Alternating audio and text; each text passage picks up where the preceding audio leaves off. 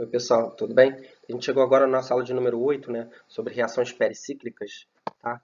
Ah, e aí nessa aula de hoje o que a gente vai fazer é que a gente vai recapitular ah, os conceitos gerais que a gente aprendeu sobre as reações de eletrociclização, ah, transposições sigmatrópicas e cicloadições. Vai falar um pouco mais da quarta família que a gente não mencionou em detalhes anteriormente, né? Que são as reações de transferência de grupo, onde a reação de N é a principal representante. A gente vai fazer uma abordagem dessas quatro grandes famílias de reações pericíclicas agora de maneira mais prática, né? Mostrando exemplos concretos em síntese orgânica.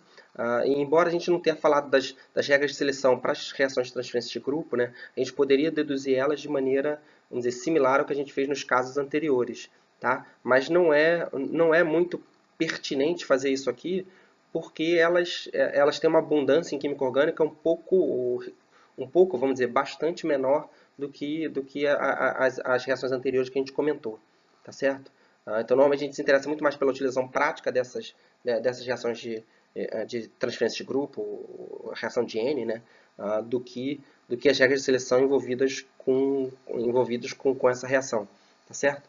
Mas o objetivo dessa aula aqui, de maneira geral, é falar de todas as quatro grandes famílias de maneira mais aplicada, né, discutindo uma série de exemplos da literatura. Tá? Para comentar um pouco sobre umas referências suplementares que vocês podem consultar, né? A gente tem aqui o livro de Química Orgânica, né? Escrito pelo Clyden, o Greaves e o Warren, né? Que é um clássico da Química Orgânica Internacional. Diversas universidades no mundo usam esse livro. E eles também têm uma parte boa ali de reações pericíclicas, né? Mas vocês também podem usar esse livro, ele é ótimo, né? Para vocês consultarem diversos aspectos da química orgânica em geral, tá certo? A gente tem um outro livro extremamente focado em reações pericíclicas, né? Que foi editado pelo Sankararaman, né? Que se chama Pericyclic Reactions, a Textbook, Reactions, Applications and Theory. Então esse é um livro que ele é o editor, tem diversos autores que foram convidados e escreveram diferentes capítulos sobre o livro, focado em reações pericíclicas, né? E de maneira um pouco mais ampla, né? A gente tem o livro do Kurt e da Sasko, né, sobre Strategic Applications of Name Reactions in Organic Synthesis. Tá? Então esse é um livro que discute, como o nome fala, né, como o nome sugere, mecanismos de reações que têm nome. Né? Então vocês sabem que existem diversas reações já descritas na química orgânica, né? E dependendo de quem desenvolve essas reações recebem nomes. Tá? E a gente tem centenas aí, vamos dizer, talvez milhares de reações com nome. Tá certo? E aí os autores eles selecionaram as principais ali e discutiram os mecanismos e as principais aplicações. Tá certo? Bom, mas é isso. Existem diversos... Bom, isso é um aspecto importante para mencionar, né? Existem diversas referências tratando reações pericíclicas, né? Tá? Eu não quis botar muitas referências aqui, porque eu acho que muitas referências acabam atrapalhando mais do que ajudando, porque confunde vocês. Tá? Eu selecionei aqui três que eu acho que são mais do que suficientes, né? Para servir como literatura auxiliar para vocês, né? E são referências de ótima qualidade, tá certo? Então vamos começar. Ok. Fazendo agora uma breve recapitulação das reações pericíclicas, né, que vocês já foram apresentados nas aulas anteriores, né? Nós temos então as reações ah, eletrociclizações, as transposições sigmatrópicas, as cicloadições, né? E a nossa quarta grande família, que a gente falou um pouco menos anteriormente, mas vai detalhar um pouco mais agora na aula de hoje, né?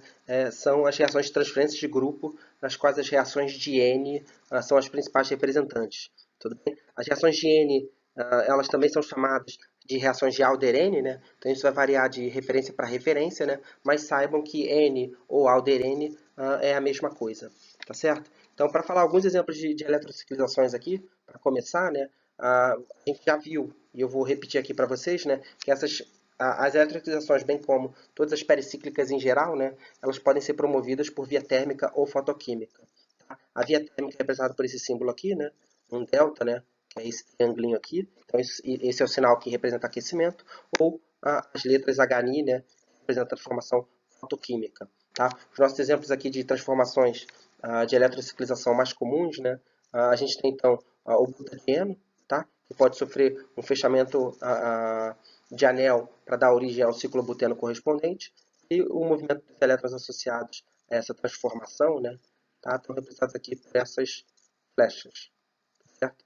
E aí a gente tem o fechamento do anel. Tá? Esse fechamento ele pode ser conrotatório, se for um processo térmico, ou desrotatório, se for um processo fotoquímico. A gente vai revisar esses descritores para eletrociclizações, bem como as demais transformações, né, sigmatrópicas, cicloadições e alderene, no próximo slide.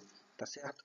Se a gente pegar, então, por exemplo, o fechamento de anel do hexatrieno, né, tá? A gente tem, então, o movimento dos elétrons associados às flechas que estão desenhadas aqui, né? Essa ligação dupla migra para formar uma nova ligação sigma aqui, essa dupla migra para formar uma nova ligação dupla aqui, e essa dupla migra para formar uma nova ligação dupla aqui, e aí dá origem ao ciclo hexadieno, representado aqui na direita de vocês.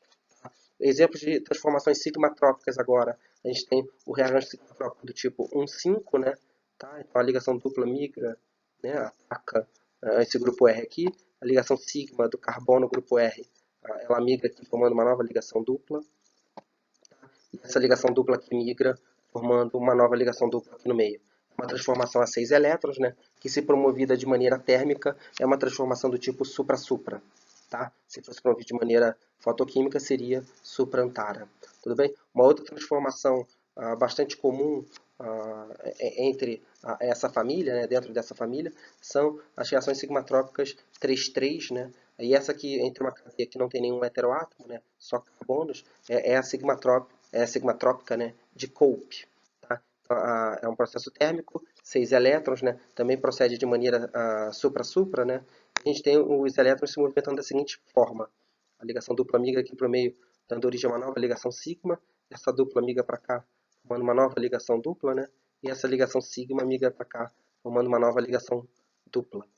Tá? E a gente obtém, então, o produto de rearranjo desenhado aqui na direita de vocês. Tá? Exemplos de cicloadições, a gente tem aqui a transformação do tipo 2+2 entre duas olefinas, né?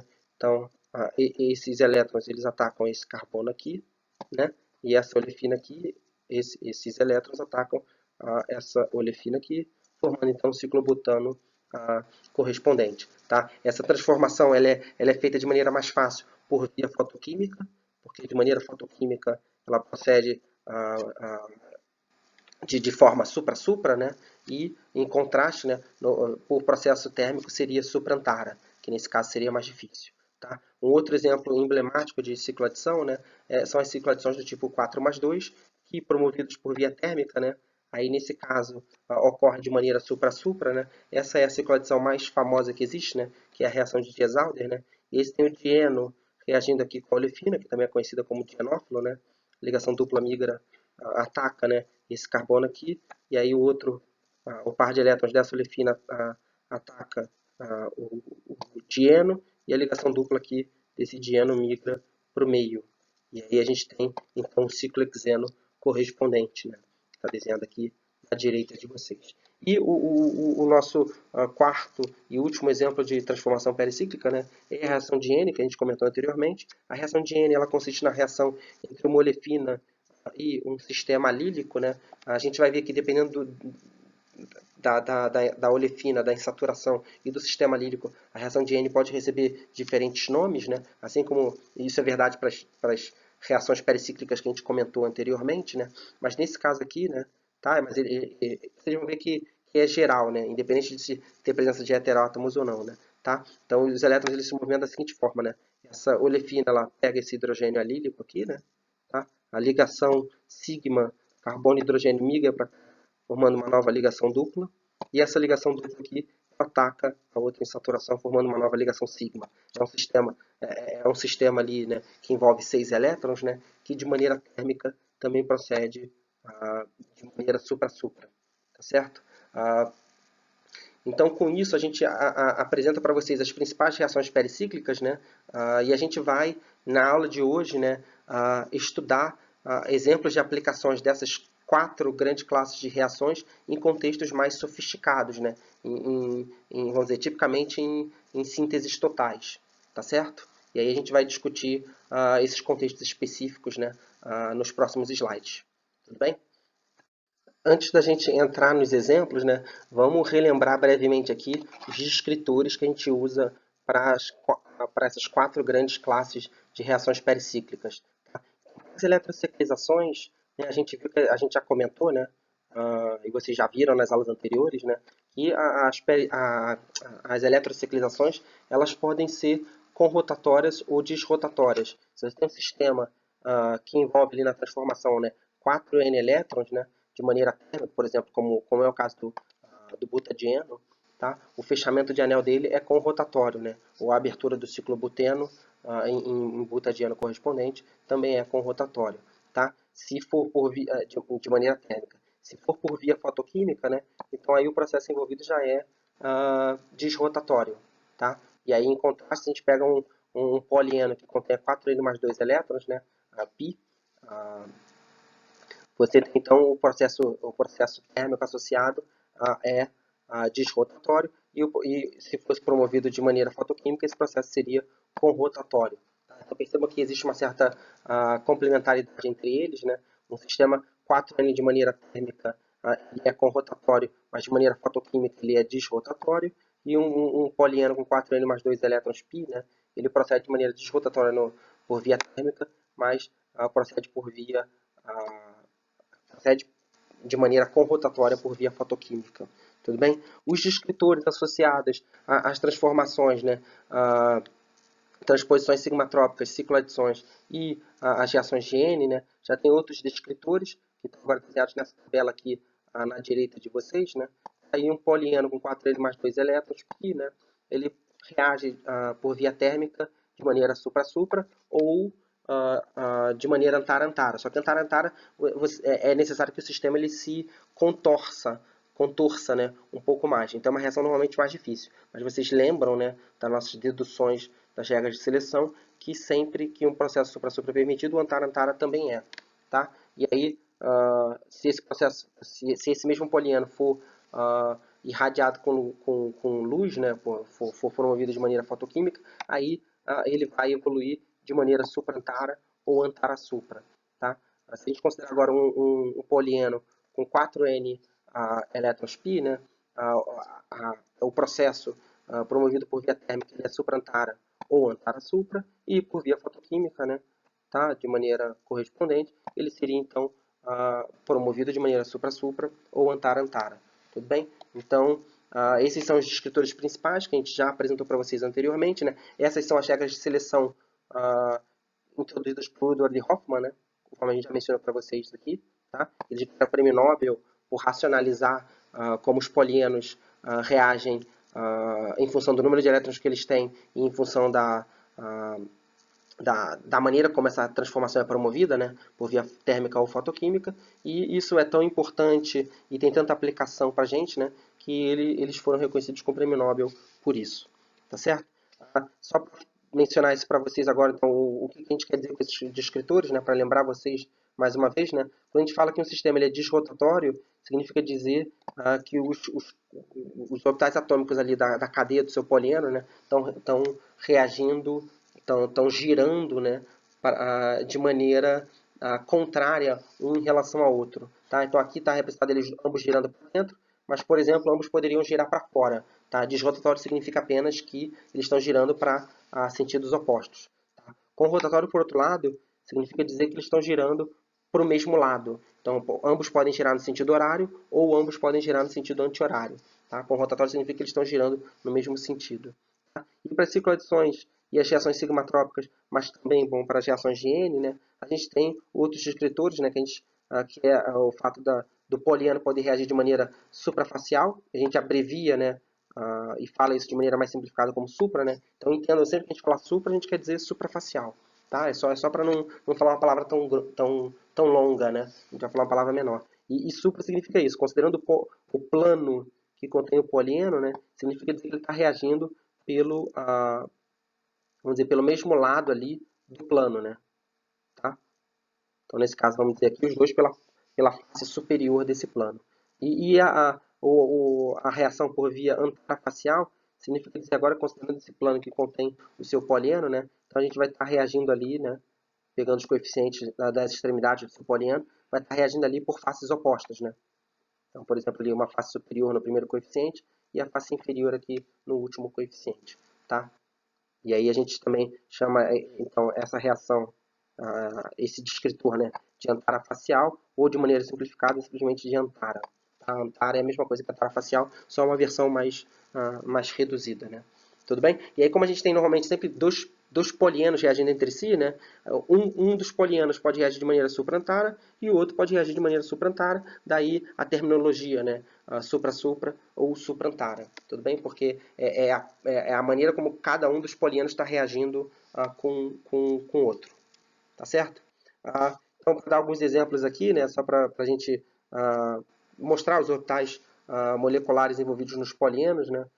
De algumas reações representativas, né? A gente viu que uma eletrociclização do butadieno, né, promovido por via térmica, né, ele é conrotatório. Por quê? Porque esse coeficiente aqui ele gira aqui para a parte interna, vamos dizer, de maneira no sentido horário, né? E esse aqui, o coeficiente da outra extremidade, também gira no sentido horário. Tudo bem? Estão girando para o mesmo sentido, então é conrotatório. E aí, nesse caso, o lóbulo azul, né? O lóbulo azul que está representado aqui, eu vou pintar de vermelho, tá? Ele vai se encontrar com outro lóbulo azul aqui, né? Eu estou pintando de vermelho também, eles vão se encontrar e vão formar uma ligação sigma ali, que é observada no ciclo buteno correspondente. Tá? A Diazália, que é a nossa cicloadição 4+2, promovida de maneira térmica, né? Também procede, né? De maneira supra-supra. Então, por isso, né? Porque a gente tem um polieno que se aproxima em cima do outro, e vocês vejam que com relação a um polieno, por exemplo, o butadieno aqui, ele está reagindo somente pela sua face inferior, né? Então só uma face do plano que contém esse polieno, e a olefina está reagindo somente pela face superior, né? Somente por uma das faces do plano que contém essa olefina. Tá? Então ele é supra em relação ao butadieno e supra em relação ao dienófilo. Tá? A sigmatrópica 1,5 ela também é supra-supra. Vocês vejam aqui que o hidrogênio está fazendo uma combinação ligante aqui com o coeficiente 1 aqui, né? Ambos estão aqui, vamos dizer, com a cor branca, né? E para ele migrar para a cadeia ali, né? Ele vai continuar interagindo lá com o coeficiente, né? Que está na mesma face do plano que o lóbulo branco original, né? O lóbulo branco está apontando para baixo, né? No coeficiente, no carbono 1, e também está apontando para baixo no carbono N, né? Esse carbono, bom, na verdade aqui a gente tem 1, 2, 3, 4, 5, né? Então seria esse o carbono 5. Tá? O carbono 5, o último carbono dessa cadeia, ele também está com o lóbulo branco apontando para baixo. O hidrogênio, bom, ele não tem plano nodal entre ele, então ele sempre vai ser supra em relação a ele. Tá? Mas é supra também em relação a essa cadeia, porque está reagindo sempre pela face inferior dela. A sigmatrópica é o mesmo tipo de descrição, né? Sigmatrópica 3,3, ela é um processo supra-supra por via térmica, né? Tá? Porque você também tem novamente os dois fragmentos aqui, né? Se vocês lembrarem como a gente deseja a seleção, a gente separa os dois fragmentos do polieno, né, em fragmentos radicalares, e você tem uma interação ali inicialmente com a face inferior aqui entre o carbono do primeiro fragmento, né? A face inferior aqui, né? Desse fragmento, e também vai reagir, vai formar uma nova ligação aqui, também pela face inferior, né? Aqui é o lóbulo azul que eu estou pintando de vermelho. Tá? Então, o fragmento continua sempre reagindo pela face inferior, é supra em relação a esse fragmento. Esse fragmento aqui de baixo, ele está fazendo uma interação também com o lóbulo branco aqui, com a parte superior dele, mas quando for uma nova ligação sigma, também vai estar reagindo pela face superior. Então, em relação a esse fragmento também está reagindo de maneira supra, porque está reagindo pelo mesmo lado do qual a ligação sigma que está sendo quebrada, né, vai ser formada. Então também é uma transformação supra-supra. Tá? E no caso por exemplo, essa sigmatrópica 1,7 térmica, né, só para fazer um contraste aqui e dar um exemplo para vocês de transformação suprantara, né, tá? Essa transformação ela é térmica e procede por maneira suprantara porque ela é supra em relação ao hidrogênio, tá? O hidrogênio aqui está reagindo por uma das faces, mas como ele não tem plano nodal, ele sempre vai reagir supra em relação a ele, mas o plano que contém o polieno aqui, né, que nesse caso é um polieno que tem 1, 2, 3, 4, 5, 6, 7 átomos, né? Bom, você está reagindo pela face inferior dele aqui, o glóbulo branco que está para cima, e aí para ele poder formar uma nova ligação com o hidrogênio, né? Vocês percebem que o hidrogênio vai migrar aqui para a face superior, porque o lóbulo, né, do coeficiente ali que está em fase com o hidrogênio para poder interagir, no carbono 1 ele está apontando para baixo, no carbono 7 ele está apontando para cima. Então vai ser antara com relação a esse fragmento aqui e supra com relação ao hidrogênio. tem uma transformação suprantara, tá certo? Como exemplo de transformação sigmatrópica suprantara, tá certo? Ok. Então, falando agora, né, de um exemplo mais elaborado de transformações pericíclicas que podem ocorrer em moléculas mais complexas, né, a gente vai descrever aqui esse exemplo, né, que foi reportado por Taber, né, no Journal of Organic Chemistry em 1987, né, em que ele tem esse intermediário avançado aqui, né, tá, desenhado aqui no nosso canto superior esquerdo, onde você tem um anel aromático, um anel benzênico ali, fusionado ao ciclobutano, tudo bem? E aí, o que a gente observa aqui, né, para começando essas transformações que a gente vai descrever, né, a gente tem primeiro a reação dessa molécula na presença de NaCl, MSO, que não está totalmente anidro, então contém água, né, tá, a um aquecimento elevado de 165 graus Celsius. E aí, nessas condições reacionais, a gente observa, né, a transformação conhecida como descarbometoxilação de Capshaw. A gente vai falar alguns detalhes sobre o mecanismo reacional daqui a pouco, sobre essa reação, mas agora, né, só saibam que você começa por um beta-cetoéster aqui, e esse beta-cetoéster ele perde a cadeia éster dele. Tá? Então a gente vai eliminar essa parte do éster aqui e vai obter então a acetona correspondente. Tudo bem? Chama de descarbometoxilação por isso, porque você perde gás carbônico, perde CO2 e perde o metil. A gente vai ver como cloreto de metila quando a gente for comentar sobre sobre esse mecanismo. Tá? Só que aí, mesmo nessas condições bastante, vamos dizer, exigentes, né, com aquecimento forte, né, você continua obtendo a molécula ali que é estável, né, que é o seu ciclo butano fusionado ao anel benzênico. Tá? Só que aí agora submetendo ela, né, na presença, né, usando clorobenzeno como solvente e aquecendo ainda mais alto, né, assim, aumentando ainda em 15 graus Celsius o aquecimento prolongado a 180 graus Celsius, o que a gente tem agora é que esse ciclo butano fusionado ao anel aromático, ao benzeno, né, na verdade a gente pode ver isso como um ciclo buteno. Tá? E esse ciclo buteno pode então sofrer uma abertura eletrocíclica a 4 elétrons, né, que a gente viu que é conrotatória. Tudo bem? Processo térmico, 4 elétrons, conrotatório. E aí esse ciclo buteno vai dar origem ao butadieno associado, né? Onde tem aqui duas novas ligações duplas, né? Uma aqui que eu estou marcando para vocês, a outra aqui em cima estou marcando para vocês. E aí a cadeia vinila, que está presente já na molécula, né? Se encontra na vizinhança e sobre o aquecimento prolongado, a gente pode ter então uma cicloadição do tipo 4 mais 2, né? Que é uma reação de Diels-Alder, né? E a gente já viu, procede de maneira supra-supra. E aí obtém aqui, né, uma estrona, né, metilada, tudo bem? A gente chama isso aqui de éter de metila da estrona, tudo bem? Metila porque você tem a metila aqui. Se ao invés da metila você tivesse o hidrogênio, né, aí seria a estrona mesmo. Então, começando desse intermediário avançado aqui, né, que seja enantiomericamente enriquecido, né, a gente consegue obter o produto final aqui também enantiomericamente enriquecido. E aí, para essa sequência de duas etapas, a gente obteve um rendimento de 41%, né? Que vocês vão dizer, é um rendimento relativamente modesto, né? Mas para a complexidade da molécula e a complexidade dessas transformações, né? 41% é um rendimento respeitável. Tudo bem? Um comentário sobre a reação de Capshaw, né, que a gente mencionou anteriormente, né? A reação de Capshaw, ela é uma reação de SN2, onde o seu cloreto ali do NaCl, né, ele ataca a metila e aí elimina CO2, né? CO2, essa parte da molécula aqui, né, é perdido, e aí você gera o ânion associado à sua cetona, né, vai formar um enolato, que é um ânion estabilizado. E aí, na presença da água residual do meio ali, você faz o quente do seu enolato e obtém a cetona conforme está desenhado. Tá? Então, as forças motrizes dessa descarbometoxilação de Capshaw, né, é o aumento da entropia, porque você vai liberar CO2, vai quebrar uma única molécula em fragmentos, né, então você vai estar aumentando a entropia do sistema, e é extremamente importante, né, você ter um grupo retirador de elétrons na posição beta. Tudo bem? Então, o grupo retirador de elétrons a gente já falou, né, mas vou repetir aqui, a gente pode aplicar como EWG, que é a sigla em inglês, né, para Electron Withdrawing Group, tá? E ele é importante justamente porque estabiliza o ânion resultante, tá? Então, nesse caso aqui, o nosso grupo retirador de elétrons é a carbonila. tá certo? Esse aqui é o grupo retirador de elétrons que vai estabilizar o ânion resultante na forma de enolato, tá certo?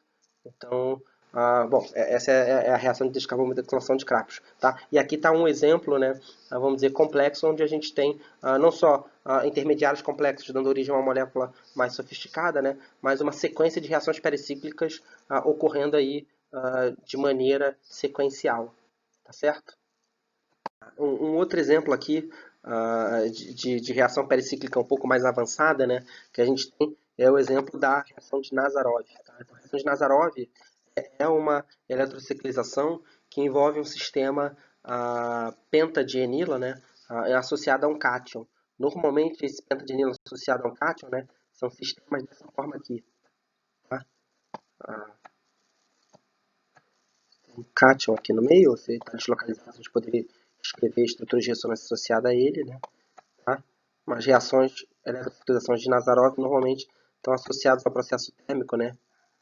Tá? Como é um processo térmico, né? A gente tem 4 elétrons envolvidos, também é um processo conrotatório, né? E aí a gente tem o movimento dos elétrons, tá? Como indicado aqui.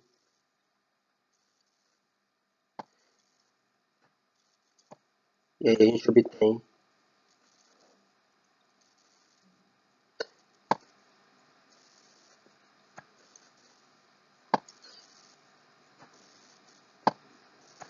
cátion. Tudo bem? Então é feio, mas dá para entender, né? Ciclopenteno associado e o cátion no início, você obtém um cátion no final. Tá? Como é que esse cátion ele pode ser gerado? Normalmente nesses sistemas aqui, você tem uma ligação dupla aqui, né? O sistema, né? Tem uma ligação dupla de um lado, tá? Tem uma ligação dupla do outro, né? E o cátion ele vai ser gerado a partir dessa carbonila aqui, nesse carbono, tudo bem? E pode ser promovido então com ácidos de Lewis, como por exemplo nesse caso aqui um exemplo específico usando triflato de escândio. Então esse aqui é um exemplo, mas existem vários exemplos de transformações de Nazarov, né, promovidas por diferentes maneiras. Tá? A reação de Nazarov normalmente está associada a essa utilização térmica, né, mostrada aqui para vocês. Tá bom? Então, só para detalhar um pouco mais em detalhes e vocês poderem reconhecer essa transformação que eu desenhei aqui para vocês no nosso exemplo, né? Tá? O mecanismo dela pode ser entendido dessa maneira, né? O triflato de Scandi aqui é o nosso ácido de Lewis, La é a sigla em inglês, né? Lewis acid, tá? Vai se complexar com os pares de elétrons não ligantes das carbonilas, tá? E aí vai ter uma ligação sendo formada aqui, né? Esse par de elétrons vindo aqui para cima, né? Tá? E aí você tem o cátion que eu mencionei para vocês, né? Percebam então que aqui a gente tem o sistema, justamente o sistema que eu desenhei ali, né? Tá? Do cátion ciclopentadienila, tá certo? Justamente o exemplo que eu mostrei para vocês ali. Tá? E aí você tem então a eletrociclização, 4 elétrons, é com rotatório, formando esse anel aqui, né? Esse anel A5 mostrado aqui. Só que nesse caso, agora esse cátion formado aqui, né? Tá? Ele favorece a desprotonação da molécula para eliminar esse cátion, e aí você obtém também a aromaticidade, né? A molécula começa a se torna aromática, né? Você tem então o seu benzofurano aqui, né?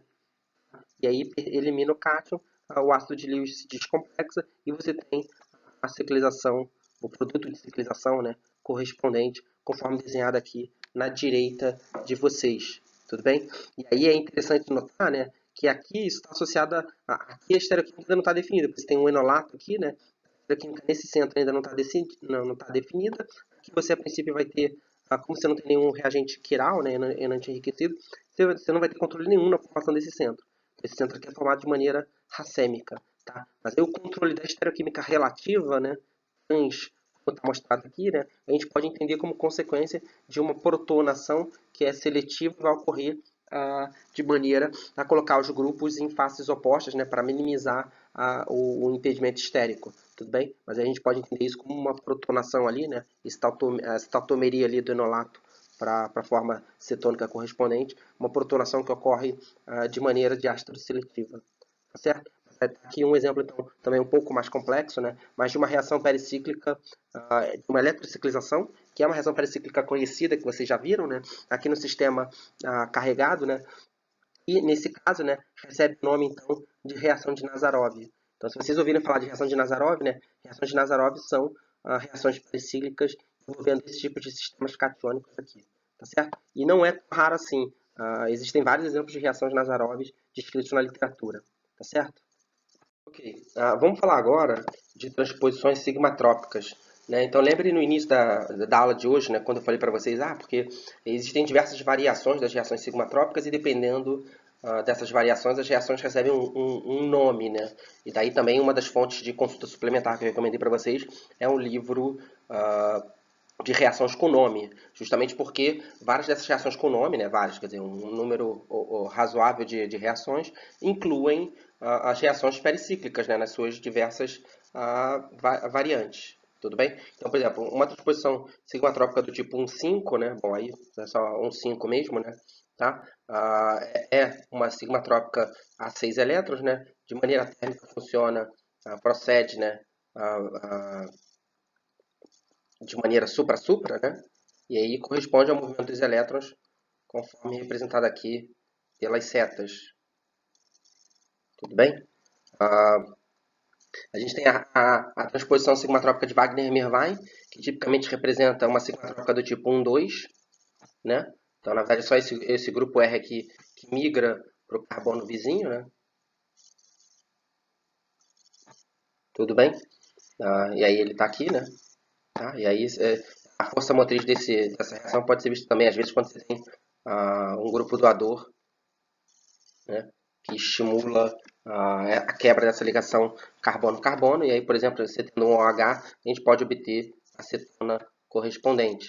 Seria a maneira de estabilizar o carbocátion que seria formado nesse lado de cá, né? Tudo bem? E aí você teria então um produto mais estável na sua direita. A gente tem o reação sigmatrópico de Wittig, né, que a gente já mostrou para vocês também, né? Que seria essa carga negativa atacando aqui essa olefina, a olefina migrando para cá, né? E essa carga aqui, essa ligação sigma aqui, dando origem a uma carga sobre o oxigênio. E essa chamada reação de Wittig 2,3, é uma sigmatrópica 2,3, é um processo que envolve 6 elétrons, né? Então ela é supra-supra. A Wagner-Mervin que a gente falou anteriormente, ela envolve 2 elétrons, né? Então do tipo 4N mais 2, 2 elétrons também é supra-supra. A COP é uma sigmatrópica 3,3, né? Um processo térmico também. Então essa ligação sigma, ela migra para cá. Essa ligação dupla, ela migra para o meio, né? E essa dupla migra para cá. Né? A gente tem a 3,3. A oxacope também é uma sigmatrópica 3,3. A diferença agora é que a gente tem um OH aqui na cadeia do seu polieno, né? E isso estabiliza, isso facilita a reação. Até porque você obtém um enol intermediário, né? Que depois se tautomeriza, o enol intermediário que está aqui, né? Que depois, em equilíbrio tautomérico, dá origem à cetona. A gente viu que a cetona é mais estável, né? Termodinamicamente é um produto mais estável do que uma ligação carbono-oxigênio. Então, isso ainda ajuda a deslocar o equilíbrio para a formação do produto cetônico, né? Então, as reações de oxacope são reações favorecidas, mais favorecidas do que a COPE, onde você tem o mesmo sistema sem oxigênio. Né? O movimento dos elétrons é o mesmo, né? No caso anterior. Vou desenhar aqui só para vocês realmente fixarem, né? Vendo mais uma vez como é. Tudo bem, mas existe o efeito eletrônico aqui do OH, que facilita a reação, e a estabilização do produto final. Tá? A Claisen, por definição, ela envolve o éter alil-vinil, né? O movimento dos elétrons é exatamente igual, né? Vamos dizer, girando para cá, para cá, também uma sigmatrópica do tipo 3,3, só que aí você passa de um éter, né, que tem duas ligações simples CO, né, para uma ligação dupla CO, né, C dupla O. E essa ligação é bem mais forte que duas simples CO, então o equilíbrio é deslocado também para a direita, né? Então esse produto aqui é o produto termodinâmico. A asa Claisen, né, o prefixo asa, diz respeito à substituição do heteroátomo por um nitrogênio, é o que vocês observam aqui, né? O nitrogênio aqui no nosso material de partida, o movimento dos elétrons de novo, né? De maneira similar ao caso anterior, né? Que é típico de uma sigmatrópica 3,3. Né? Sigmatrópica 3,3, e aí vocês obtêm uma imina. Tudo bem? Essas aqui são alguns exemplos mais clássicos, mais comuns de transposições sigmatrópicas, né? A gente vai comentar ainda algumas outras mais, algumas variantes da Claisen em seguida, tá certo? Ok. As variantes da Claisen, né, que é a reação de Claisen que eu mostrei para vocês, né, tipicamente ela envolve, né, a Claisen é uma sigmatrópica 3,3, ela envolve um éter alil vinil, né, que se rearranja para obter uma carbonilo. Mas existem diversas variantes, por exemplo, se você pega um beta-cetoéster, em que a porção do éster você tem ali um derivado alílico, né, um álcool alílico ligado ah, ao seu beta-cetoéster, você tem a tautomerização da porção do éster, né, para esse enol aqui correspondente, né? E agora, se vocês olharem, né, tudo bem, com esse enol aqui, agora se vocês olharem, esse enol, ele faz parte de um sistema vinil-alil novamente. E aí você pode ter, então, o rearranjo, né, a sigmatrópica de Claisen nessa porção aqui da molécula, né? Essa ligação dupla migrando para cá, essa dupla migrando para cá, e essa ligação sigma dando origem a essa porção aqui. Só que, como intermediário, você obtém agora um beta-cetoácido, né? Vou desenhar aqui o intermediário, né? Você teve aqui. Ele fica meio troncho porque não é fácil desenhar com essa canetinha aqui, né? Vocês já estão acostumados. Mas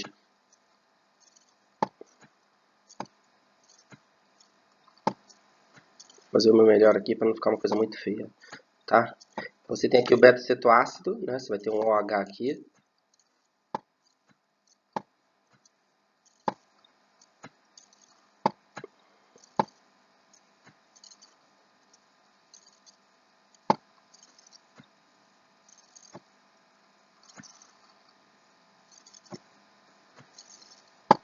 E aí você tem o R2 aqui. Então tem uma coisa que talvez vocês saibam, talvez vocês não saibam, mas não custa mencionar aqui, né?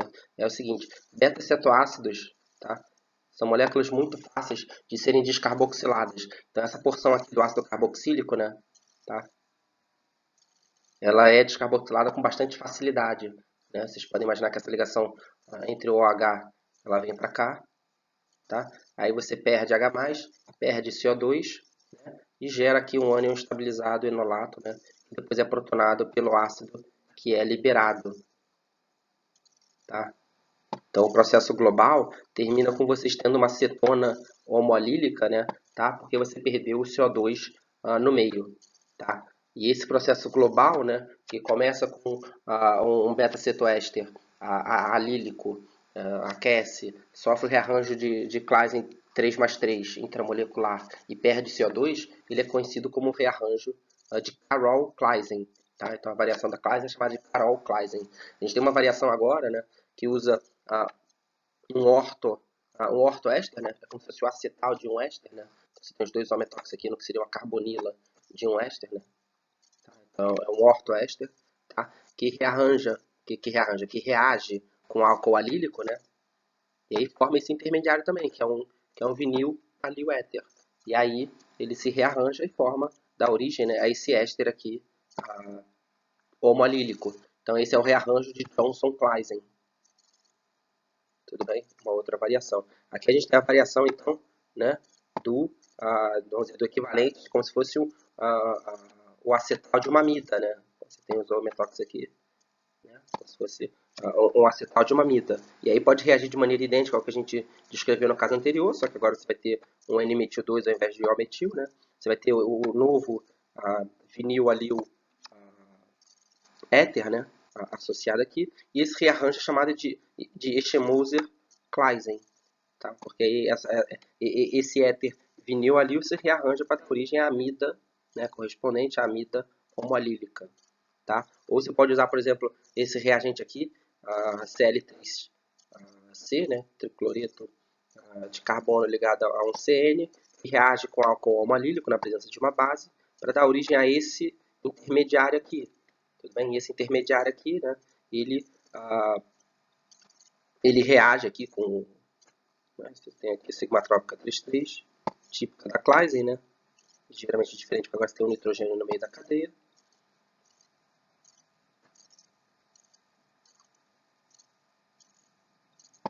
Tá? E aí esse rearranjo dá origem a uma amina, né? A uma amina agora com um grupo de proteção, Então, vocês podem olhar como se fosse uma amida, se vocês quiserem, mas é uma amina com um grupo de proteção, que você pode remover esse grupo aqui facilmente, né?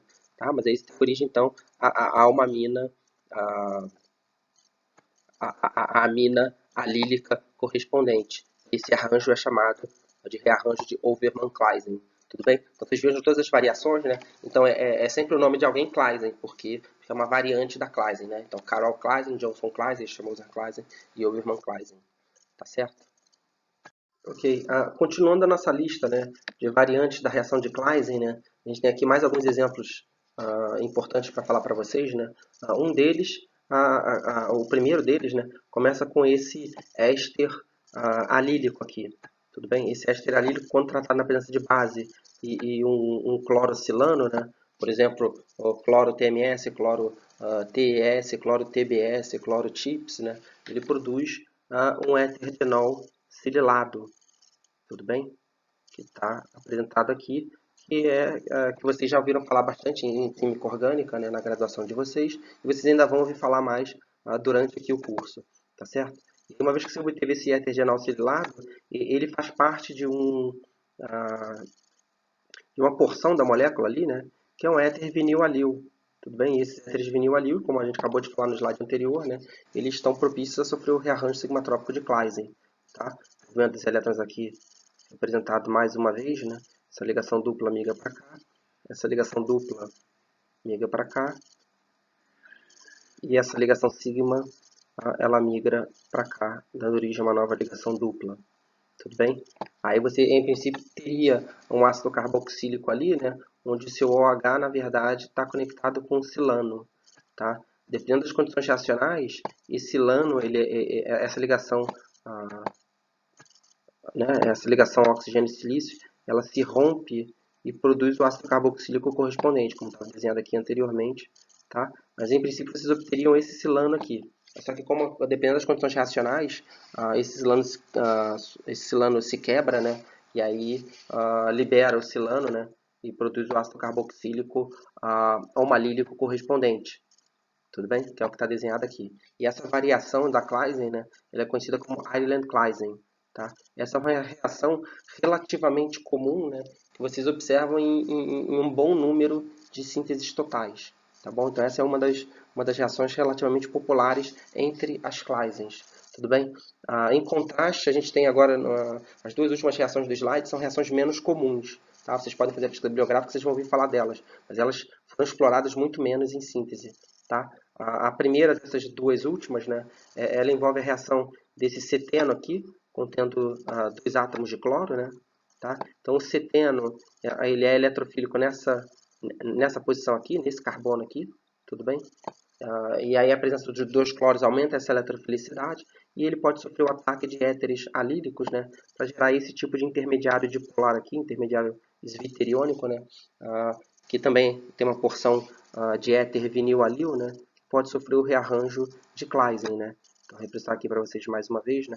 Essa ligação dupla migrando para cá, essa ligação dupla migrando para cá, e essa ligação sigma se rompendo e formando uma nova ligação dupla. Tá? Aí percebam, né, que como intermediário, né, o produto desse rearranjo, né, a gente obteria um O- aqui, né, que está ali, tá? Conectado a um carbono, né, que está fazendo 3 ligações, essa ligação dupla com esse carbono aqui e o grupo R aqui, né, ligado a ele. Tá? E aí tem uma carga positiva, né, sobre o oxigênio, porque está fazendo 3 ligações, né, a carga formal do oxigênio. E aqui o resto da molécula. Tudo bem? Aí essa carga negativa ela vem para cá formando a nova ligação dupla, e esse par de elétrons aqui da ligação dupla vem para o oxigênio, que agora passa a fazer 2 ligações só. E aí você obtém o éster homalílico correspondente desenhado aqui. Ele possui 2 cloros na posição alfa, né? Que são 2 cloros derivados ali do seu ceteno original. Tá certo? E essa variação da Kleisen, né, é chamada de rearranjo de Bellus-Kleisen. Tudo bem? Um último exemplo que eu gostaria de apresentar para vocês aqui é a reação de inaminas, né? Tá? Reações de inaminas, que são essas moléculas aqui, né, com álcools alílicos, na presença de um ácido de bronze, tipicamente, a gente pode usar ácido de Lewis também às vezes, né? Você gera esse intermediário aqui, que também contém uma porção de éter vinil alílico, né? Que sofre o rearranjo de Claisen e dá origem, então, de maneira análoga ao caso anterior e aos casos anteriores, que a gente já mencionou das variantes de Claisen, né? A essa amida homalílica. Tudo bem? Então, o mecanismo aqui é que essa enamina ela é protonada, né, na presença desse H+, aqui, e dá origem a uma cetenimina. Cetenimina também é eletrofílica, em analogia ao ceteno que a gente discutiu no caso anterior, e sofre o ataque do álcool. Tudo bem? E aí a reação evolui de maneira análoga ao que a gente já descreveu nos casos anteriores. Tá? E essa variação ela é chamada de Ficine-Claisen. Tudo bem? Então, eu mostrei esses exemplos para vocês para ilustrar o quão importante é o rearranjo de Claisen, né, entre essas reações sigmatrópicas, né, e vocês verem o quanto ele já foi explorado sinteticamente e quantas variantes apareceram, né, a partir, vamos dizer, da reação original. Tudo bem? É só para ilustrar para vocês essa importância, né? E para vocês conhecerem um pouco essa cultura das diferentes reações e como a gente tem essas diferentes reações de nomes, né? A partir de uma origem comum, tá certo? Ok. Agora, vamos fazer uns comentários, né? Sobre alguns aspectos termodinâmicos, né? Desses rearranjos sigmatrópicos 3,3. Tá? Se a gente avaliar a temperatura necessária para fazer um rearranjo de Cope, né, mostrado aqui, né, a gente tem então cerca de 200 graus Celsius ou mais, né, tá, para fazer o rearranjo de Cope acontecer. Né? A gente já descreveu para vocês, acho que vocês já estão cansados de ver, né, tá, o movimento dos elétrons, mas eu vou fazer aqui realmente para que vocês tenham isso bem fixado. Né?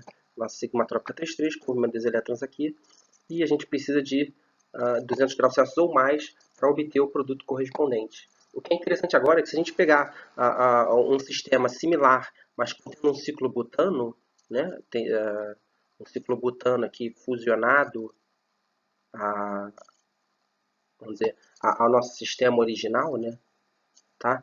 A temperatura necessária para fazer o mesmo tipo de rearranjo sigmatrópico agora, ela decai, né, para 120 graus Celsius. E aí, ao fazer o rearranjo sigmatrópico correspondente, a gente obtém aqui um anel maior, né? A gente vai obter um anel fechado, né, tá? de oito membros. Tudo bem? Então, é uma técnica aí, vamos dizer, para você fazer uma expansão, para fazer uma expansão de anel, né? Fazer um anel de tamanho médio, né? 8 átomos. E o que é interessante é que se a gente pensar agora no mesmo sistema, mas com o ciclo propano fusionado, né? Tá? E a gente avaliar a temperatura necessária para fazer a sigmatrópica 3,3 nesse sistema, né? É que a temperatura ela é abaixo de 20 graus Celsius, ela está abaixo da temperatura ambiente e ocorre com bastante facilidade, né? Agora produzindo esse anel de 7 membros, né? De maneira muito mais fácil que foi no caso anterior com o ciclo butano fusionado, e esses muito mais fácil de quando você não tem ciclo nenhum fusionado à sua cadeia. Tá? E a explicação para isso é que esses sistemas com os anéis esses pequenos anéis fusionados, né, eles possuem alta tensão, né, uma grande energia ali naquele anel, justamente porque eles estão bastante tensionados. Né? O ângulo das ligações carbono-carbono desses anéis ele está muito abaixo do ângulo típico, né, de uma hibridização sp3. Né? Então, por exemplo, uma hibridização sp3, vocês sabem, né, que é 109,5, né? Tá? No ciclo butano a gente tem um ângulo ali próximo de 90 graus. No ciclo propano a gente tem um ângulo ali próximo de 60, né? De 60, né? Então, esses ângulos eles desviam muito do ângulo ideal da hibridação correspondente desses carbonos. Então, a energia desses sistemas aumenta muito. Então, isso faz com que as energias necessárias para você fazer a transformação, a barreira energética, né, necessária que você precisa vencer para fazer as sigmatrópicas correspondentes, sejam menores. E por isso que a gente vê que as temperaturas necessárias para fazer esse rearranjo são menores. Então, como é que a gente pode entender isso, né?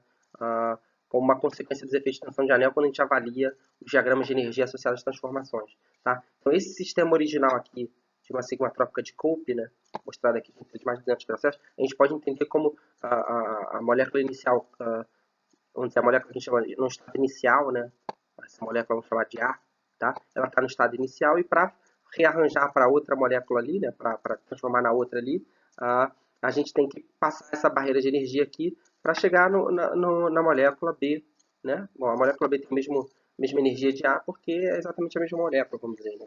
É só como se a gente fosse uma rotação, mas a gente está, na verdade, quebrando e formando novas ligações. Então você precisa vencer toda essa barreira energética aqui, né? Tá? Que é bastante elevada, né? Tá? Tô mostrando aqui. Tá? A energia de ativação aqui é bastante elevada. Tá? Quando a gente põe uns anéis tensionados, né, o que a gente está fazendo é que a gente está construindo agora sistemas que são mais altos em energia. Tá? Então, por eles serem mais altos em energias, para eles evoluírem e passar para fazer o rearranjo sigmatrópico associado, né, eles vão ter, vamos dizer, de maneira comparativa, né, uma barreira energética muito menor, porque o material de partida ele já foi desestabilizado. Então, o estado de transição, embora não seja o mesmo, porque a molécula não é a mesma, o estado de transição ele vai ter mais ou menos a energia similar a quando você tem um anel fusionado e quando você não tem um anel fusionado, né? Os estados de transição eles são ali de energia similar, mas você desestabilizou de maneira significativa, né? O seu material de partida. Então a barreira que você vai ter que vencer agora, né? A energia que você vai ter que dar para superar essa barreira aqui, ela é muito menor. Então a transformação ela ocorre de maneira bem mais fácil. Tudo bem? Então a gente pode entender como quando a gente fusiona um anel pequeno, né, no seu ciclo, né, esse anel tensionado, né, o que a gente está fazendo é que a gente está desestabilizando, né, o estado inicial original sem anel fusionado, né, para um estado inicial agora com uma maior tensão, né, tá? Dada a presença desse anel de grande tensão. Tá? Então isso faz com que a reação seja mais fácil, tá? E reflete nessas temperaturas mais baixas necessárias, tá certo? Então percebam aí que é uma estratégia para a gente facilitar a reação, é você aumentar a energia associada a seu material de partida, tudo bem? Então é uma observação interessante que é bom vocês terem em mente, tá? Ok, vamos falar agora então de aplicações de reações sigmatrópicas em síntese orgânica, né? Em substratos complexos, né? Então Daniszewski, né, em 1989, né, ele reportou aqui a síntese total da equicetina, né? Tá? Nessa publicação aqui, no JACS de 1989, tá? Ah, em que ele começava a partir desse intermediário, começava, né, a gente começando nossa análise a partir desse intermediário avançado aqui, né, a gente não vai detalhar como ele é obtido, se vocês quiserem, por favor, olhem a referência dada aqui embaixo, né, mas uma vez que ele construiu esse intermediário avançado aqui, né, perceba que aqui a gente tem um éter de enol sililado, né, tá, aqui é um éter de enol, né, então, com o TMS aqui, né, tudo bem? E ao mesmo tempo a gente tem aqui também, né, tá? Uma parte, então a gente tem a parte vinílica que eu marquei em cima e aqui tem a parte alílica que eu estou sublinhando para vocês aqui embaixo. Então essa, vamos dizer, essa parte da molécula aí, né, ela pode sofrer, ela é um éter vinil alil, né, e pode sofrer um rearranjo de Claisen, né? O rearranjo de Claisen envolvendo o éter genol sililado é chamado de Ireland-Claisen. Tudo bem? Foi o que os autores utilizou para obter esse biciclo correspondente. Tá? Para vocês entenderem melhor o que está acontecendo, né? Se a gente desenhar aqui a estrutura, vamos dizer, uma pseudocadeira, né?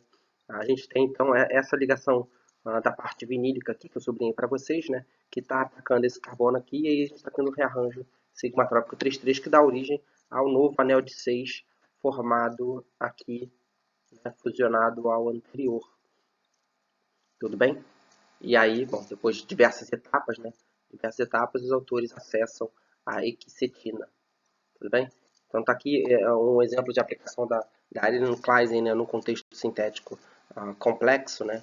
E lembrem que eu mencionei para vocês, ó, a Ireland Claisen é uma reação de Claisen que é relativamente comum, né? Encontrada em sínteses totais. Tá? Tá aqui um exemplo, existem outros. Tá bom? Ok. Dando para vocês agora alguns exemplos, né, de rearranjos sigmatrópicos do tipo 1, 2, né, que também são chamados de rearranjos de Wagner-Mermin, né, tá? Vou mostrar para vocês aqui alguns exemplos onde a gente encontra esses rearranjos. Tá? Então, para vocês lembrarem, é isso, né? O rearranjo sigmatrópico 1, 2 você tem um cátion aqui e uma ligação carbono-carbono, tipicamente, né? Tá? Associada a um grupo R3 que migra para o carbono do lado. E gera um outro carbocátion aqui na ligação que foi rompida, tudo bem? E normalmente essa transformação ela envolve dois elétrons só, é uma transformação supra-supra, né? E você tem retenção de configuração do centro que está migrando, tá certo? Alguns exemplos clássicos onde a gente encontra esses rearranjos do tipo sigmatrópico, né? 1, 2, é a síntese industrial da acetona e do fenol. Tudo bem? Então, normalmente a gente faz a oxidação, do isopropilbenzeno na presença de oxigênio do ar, né? E a gente obtém o hidroperóxido de cumila, tá? Que é essa molécula aqui. Tá? Ela vem da oxidação com ar do isopropilbenzeno. Tá? Em meio ácido, né? Essa ligação oxigênio-oxigênio, né? Do peróxido é uma ligação fraca, ela tem uma energia fraca, é fácil de romper, né? E na presença de um meio prótico, né? Tá? Na presença de H+, né? A gente protona dos oxigênios e a gente tem aqui um rearranjo, né? Um rearranjo sigmatrópico com 2, chamado de rearranjo de Rock, tá? Nesse contexto específico aqui. E a gente gera essa migração aqui, conforme mostrado pela seta, né? Estou reforçando aqui com a minha canetinha, tudo bem? Onde essa ligação oxigênio-oxigênio ela se rompe, liberando água como grupo de saída, né? E gerando um carbocátion estabilizado por ser um carbocátion terciário e ter um heteroátomo aqui do oxigênio, né? Que pode ser escrito como forma de ressonância, com o par de elétrons dele aqui se deslocalizando nesse carbocátion vizinho. O que acontece é que a água liberada, ela volta e ataca esse carbocátion, né? A gente gera esse composto aqui intermediário, né? Tá? Que também sofre trocas de próton, né? Prototropismo aqui, tá? Protonando então, né? O próton que estava no OH2 aqui, né, nessa posição, ele perde próton e recupera próton no outro oxigênio, tá? E favorece essa fragmentação aqui, que produz ao mesmo tempo, né, a acetona e o fenol, que são duas commodities extremamente importantes, né, e que alimentam a indústria química. Tudo bem? Então, essa reação, ela é o princípio, ela é utilizada industrialmente, né, justamente para produzir a acetona e o fenol, tá certo? E aí envolve, né, um exemplo de sigmatrópica 1, 2. Tudo bem? Exatamente isso. Tá?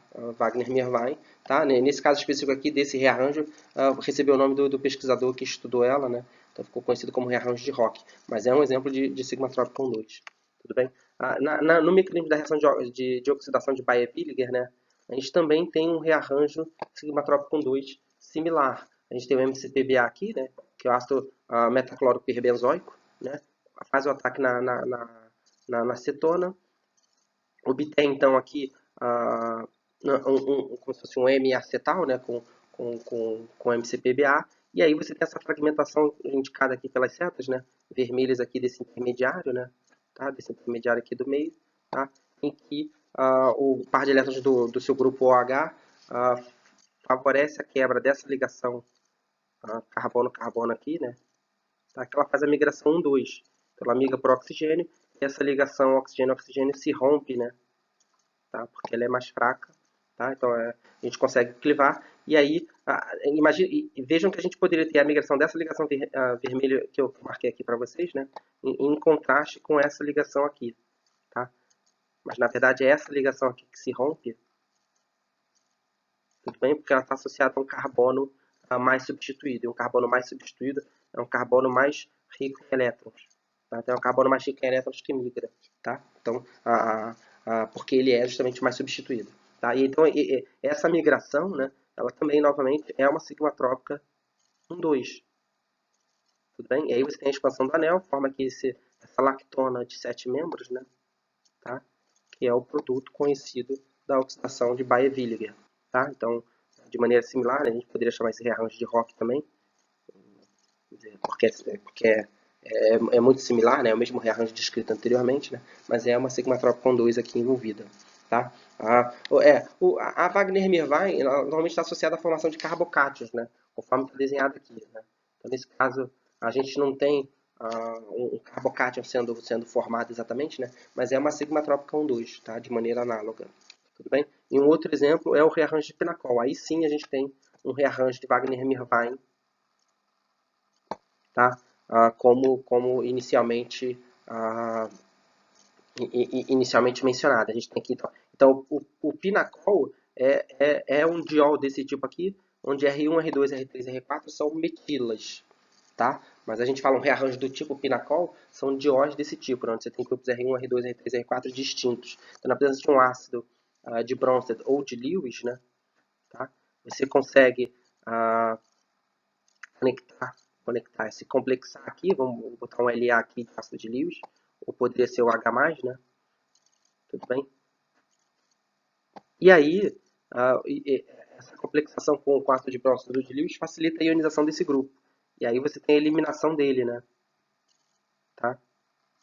Isso favorece a eliminação desse oxigênio. Tá? Aí você tem um carbocátion que sofre o rearranjo sigma-trópico com 2, ou o Wagner-Merwein, né? Para produzir, então, aqui a acetona correspondente. Dependendo da natureza do grupo de saída, né? Aqui o grupo de saída é um OH, né? Foi ionizado pela presença do ácido de Bronsted ou de Lewis, mas você poderia ter outros grupos de saída. Se você tem outros grupos de saída quaisquer, por exemplo, um halogênio, né? A gente chama esse rearranjo de semipinacol, porque ele parece com pinacol, só que não é um álcool, é um halogênio, tá? Se for um grupo de azo, um N2+, né? Aí esse rearranjo recebe o nome de tifanol-DG9, tá? A gente consegue gerar um grupo de azo ali, que é um excelente grupo de saída, porque vai liberar nitrogênio, né? N2, a partir do tratamento de uma mina, por exemplo, com nitrito de sódio em meio ácido, né? Aí você gera o grupo de azo que se elimina facilmente. E aí, nesse caso, se o grupo de azo for o grupo de saída, essa reação recebe o nome de tipo NODG9, mas é uma variação desse rearranjo do tipo pinacol. Tá certo? Então, são vários exemplos aí onde vocês podem encontrar reações sigmatrópicas do tipo 1,2. Tá ok? Ok. Falando agora, então, de exemplos, né, de transposições sigmatrópicas do tipo 2,3, né, já mencionou para vocês que elas são encontradas no rearranjo de Wittig, né? Então, considerando aqui esse exemplo de síntese total da astrofilina, né, tá, descrito pelo Blecher nesse artigo aqui, no JOC de 2003, né, os autores, né, eles acessaram esse intermediário avançado aqui, com uma ligação oxigênio, carbono, tributil estanho, né? E aí, na presença do N-butil-lítio, eles fazem uma transmetalação, obtêm essa ligação agora carbono-lítio aqui, né? Tá? Que é bastante reativa e sofre um rearranjo sigmatrópico do tipo 2,3, de acordo com as setas indicadas aqui, né? A gente tem a clivagem dessa ligação aqui, né? Marcada em azul e agora eu estou sublinhando para vocês em vermelho, né? Formando um novo, formando uma porção O lítio, né? Oxigênio ligado ao lítio, que após o quench dá origem a esse grupo OH aqui, né? E o rearranjo ele procede com um bom rendimento de 69%. Tá? Diversas etapas posteriores, os autores transformam esse intermediário na astrofilina, né? Que é esse produto natural aqui relativamente complexo mostrado para vocês. Tudo bem? Outro exemplo de aplicação, né? A gente tem aqui a oxidação de Rayleigh, né? O Rayleigh, dependendo como vocês quiserem pronunciar. Tá? Então a gente tem aqui esse intermediário aqui, né? Esse anel benzênico com uma cadeia alílica aqui, né? Que pode ser oxidada com dióxido de selênio, né? Tá? Catalítico, e um cooxidante, que é o peróxido, né, de terquibutila, tá bom? E aí com isso a gente consegue oxidar aqui a posição alílica, né, tá? Dessa uma cadeia prenila, né? A gente consegue oxidar essa metilda-prenila, né, introduzindo aqui um OH, tá? E o mecanismo é típico dessas oxidações de selênio, né? E aí, nesse caso, usando um cooxidante, que é o próprio tercobutila, como a gente mencionou, essa oxidação recebe o nome de oxidação de Rayleigh, e aí diversas etapas posteriores a gente obtém o ácido cristático. Tá? Essa síntese total foi descrita pelo Fissner, né? Tá? Nesse paper Organic Letters de 2000. Tá bom? Então, só para comentar um pouco sobre o mecanismo da oxidação de Rayleigh, né? Que vocês estão pensando, né? Que vocês devem estar curiosos, eu imagino. Você tem aqui o dióxido de selênio, esse par de elétrons aqui da ligação selênio-oxigênio, né? Ela abstrai esse hidrogênio aqui, forma uma ligação dupla, de acordo com a seta aqui, né? Eu vou reforçar aqui com a minha canetinha, forma uma ligação dupla aqui, e essa ligação dupla ataca o selênio. Então, isso aqui, como a gente já falou no início da aula, né? A gente vai comentar um pouco mais agora no final, tá? É uma reação de N, tá? Então, a reação de Rayleigh, né? A oxidação de Rayleigh, ela começa, a primeira etapa sendo uma reação de N, tá? Gera esse intermediário aqui, é um selenóxido, né? Onde o O- aqui, né? Tá? Essa carga negativa aqui do seu selenóxido, ela ataca a olefina, que migra para o meio e depois quebra essa ligação carbono-selênio aqui, que eu estou marcando para vocês. Tá? Então isso aqui é um rearranjo sigmatrópico 2,3, né? E dá origem então a esse composto aqui, né? Um álcool contendo vamos dizer, um óxido de selênio, né? Que ao reagir com água, né? A gente faz a hidrólise, né? E cliva essa ligação oxigênio-selênio e obtém o grupo OH ali. Então aí a gente tem a oxidação. Tá? Então esse é o mecanismo típico de uma oxidação de Rayleigh, né? Ele se inicia com uma reação de N seguida por um rearranjo sigmatrópico 2,3. Tá certo? E aí nessa clivagem, né, nessa hidrólise com água, a gente obtém o óxido de selênio, né? Tá? E aí nesse momento aqui que o coexcidante, o peróxido de tercobutila, ele entra em jogo, né? Porque ele vai regenerar esse monóxido de selênio por o dióxido de selênio. Tudo bem? E aí ele pode voltar no meio reacional e continuar a oxidação. Por isso que o dióxido de selênio ele pode ser usado inicialmente em quantidade catalítica. Tudo bem? Porque ele é sempre regenerado pelo peróxido de tercobutila. Tá certo? Vale mencionar também para vocês, né, que o dióxido de selênio, né, tá, ele também é capaz de oxidar a um grupo CH2-alfa a uma cetona, tudo bem? E aí nessa oxidação ele leva à formação, né, de uma nova cetona, tudo bem? Esse é um mecanismo similar à reação de Pulmerer, se vocês têm ela na cabeça ou estão familiarizados, tá? Senão a gente certamente vai falar dela mais lá na frente, quando for falar das reações envolvendo enxofre, tá certo? Se não, dê uma consultada rápida aí e vejam como é a reação de Pulmerer. Tá? Mas então tá aqui então alguns exemplos de onde vocês encontram, né, rearranjos sigmatrópicos do tipo 2,3 em aplicações sintéticas.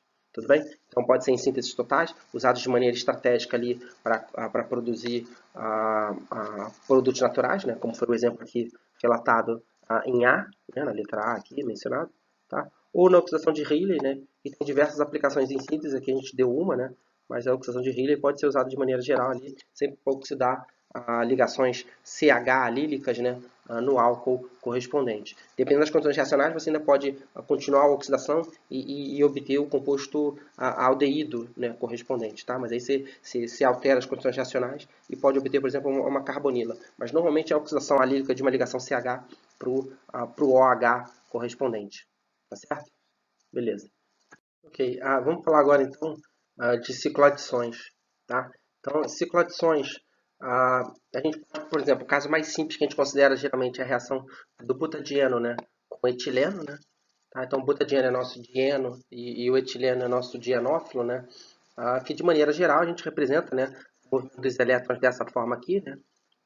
Essa ligação dupla aqui que reage com as extremidades da olefina, a outra extremidade da olefina reage com a outra ligação dupla do butadieno, e aí a ligação dupla daqui migra para o meio, né? Dando origem, então, ao ciclo hexeno correspondente. Tudo bem?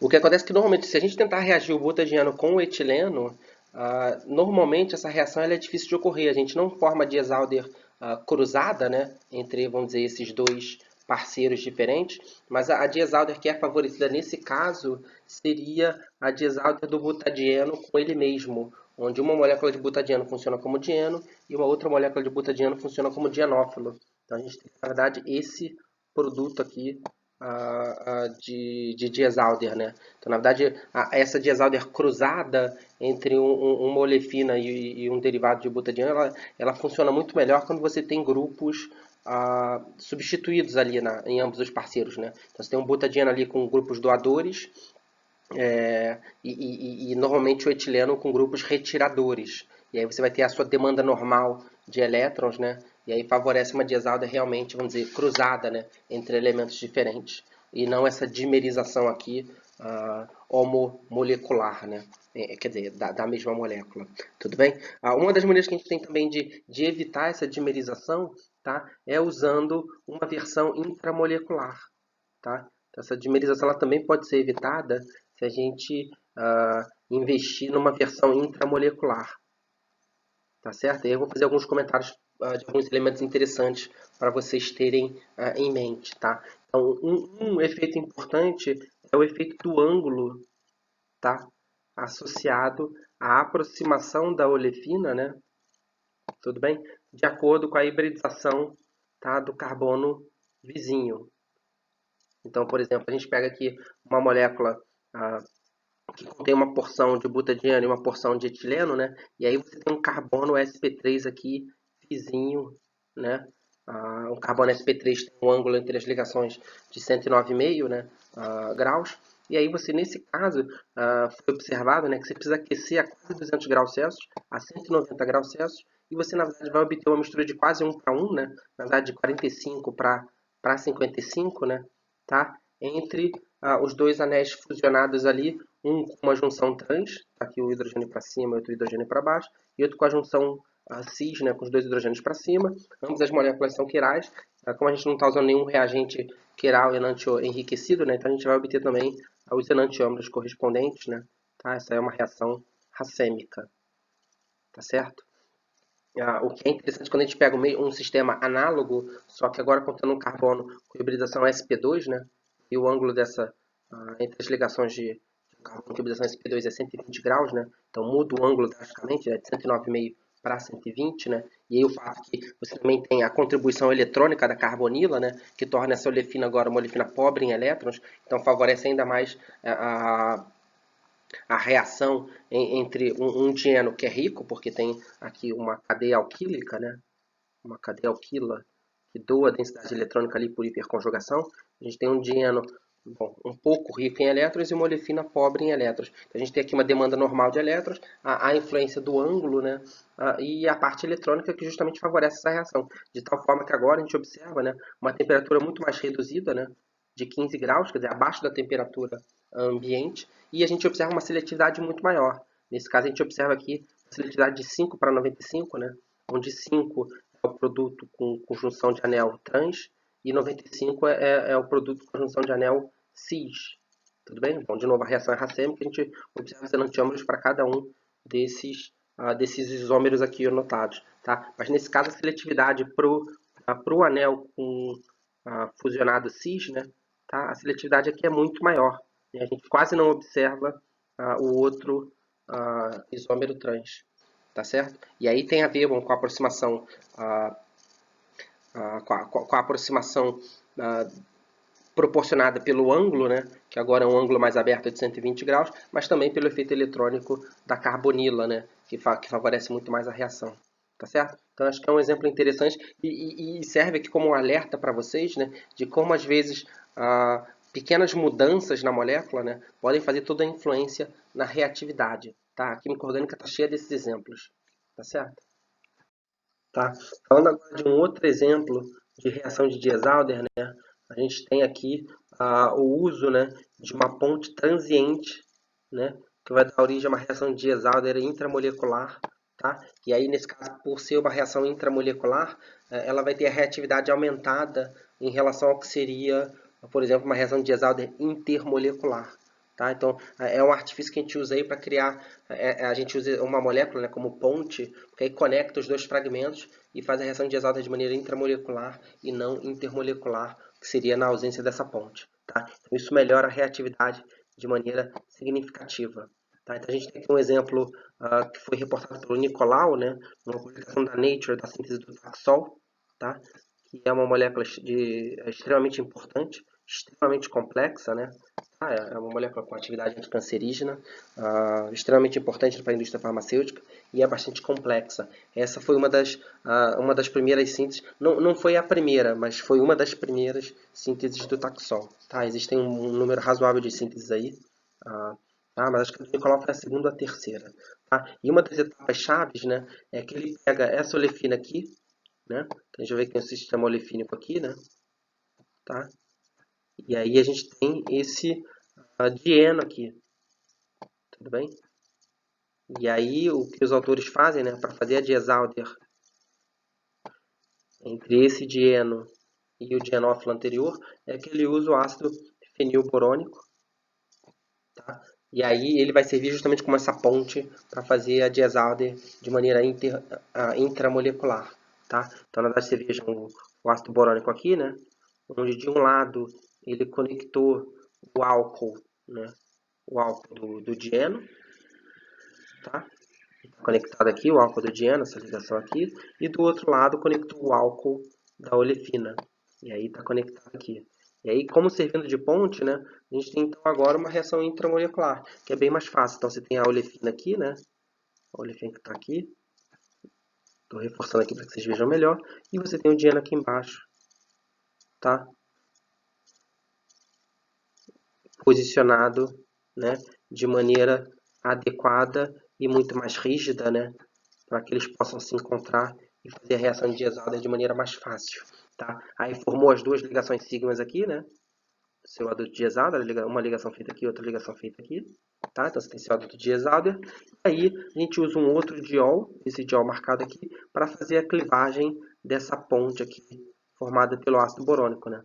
Aí o diol vai atacar esse boronato e aí vai fazer a clivagem liberando os dois grupos OH. Uma vez que se libera os dois grupos OH, né, um grupo OH aqui e outro grupo OH aqui, né, esse OH ele ataca a carbonila desse éster, como está indicado aqui, e aí libera esse álcool secundário, tudo bem? E aí forma uma nova lactona que dá origem a esse biciclo aqui com a estereoquímica instalada, né, de maneira estratégica e depois, após, né, uma série de etapas, né, esse biciclo vai dar origem ao anel C do taxol.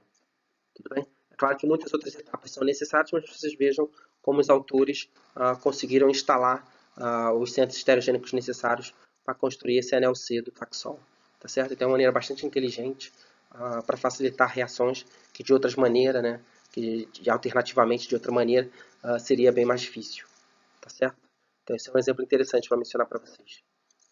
Continuando a falar aqui sobre um outro exemplo de Diels-Alder, né, e algumas propriedades interessantes que acabam se manifestando, né, nos exemplos específicos, né, o impedimento estérico agora, né. A gente vai falar um pouco do impedimento estérico, né, tá, que eventualmente pode, sendo grande o suficiente, ele pode impedir certas reações de Diels-Alder, né, de ocorrer. E aí eu vou mostrar para vocês também algumas estratégias para contornar esses problemas. Então, por exemplo, a gente sabe que o furano, né, ele pode ser entendido como um dieno, né, que é reativo em reações de Diels-Alder, né. Vocês vejam aqui a estrutura do dieno, né.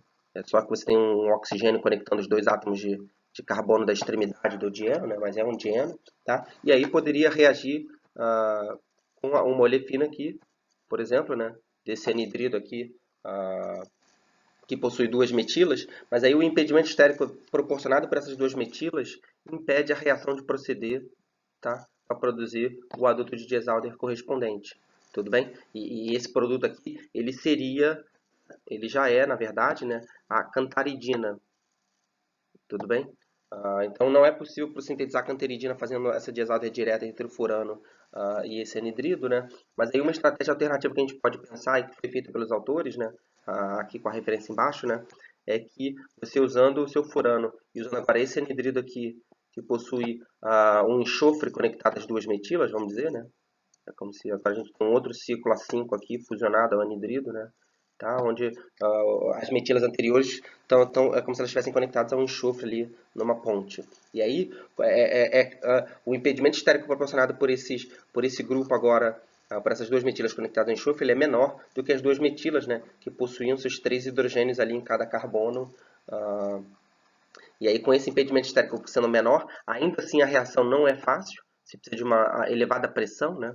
Tá? 15 kbar aqui, né, tá, de pressão, mas você consegue realizar, né, a sua reação de Diels-Alder, agora produzindo, né, uma razão de produtos de 85 para 15, 85 do endo e 15 do exo.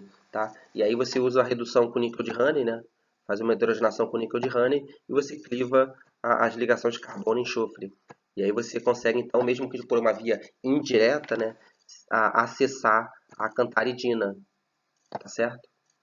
Então é uma estratégia inteligente, né, onde você consegue, por exemplo, né, contornar essa dificuldade do impedimento estérico, tá? Diminuindo o impedimento estérico, colocando uma ponte de enxofre que você consegue facilmente reduzir no final. Tá? Então é um exemplo interessante para vocês, né, como é que a gente consegue identificar certos problemas e contornar eles. Tá? Beleza. Ok. Continuando então falando ainda sobre reações de Diels-Alder, né? Vamos pegar agora um caso semelhante um pouco ao caso anterior que a gente mencionou, né? Da Diels-Alder entre o ciclopentadieno né, e o anidrido maleico, tá? Que é esse anidrido aqui.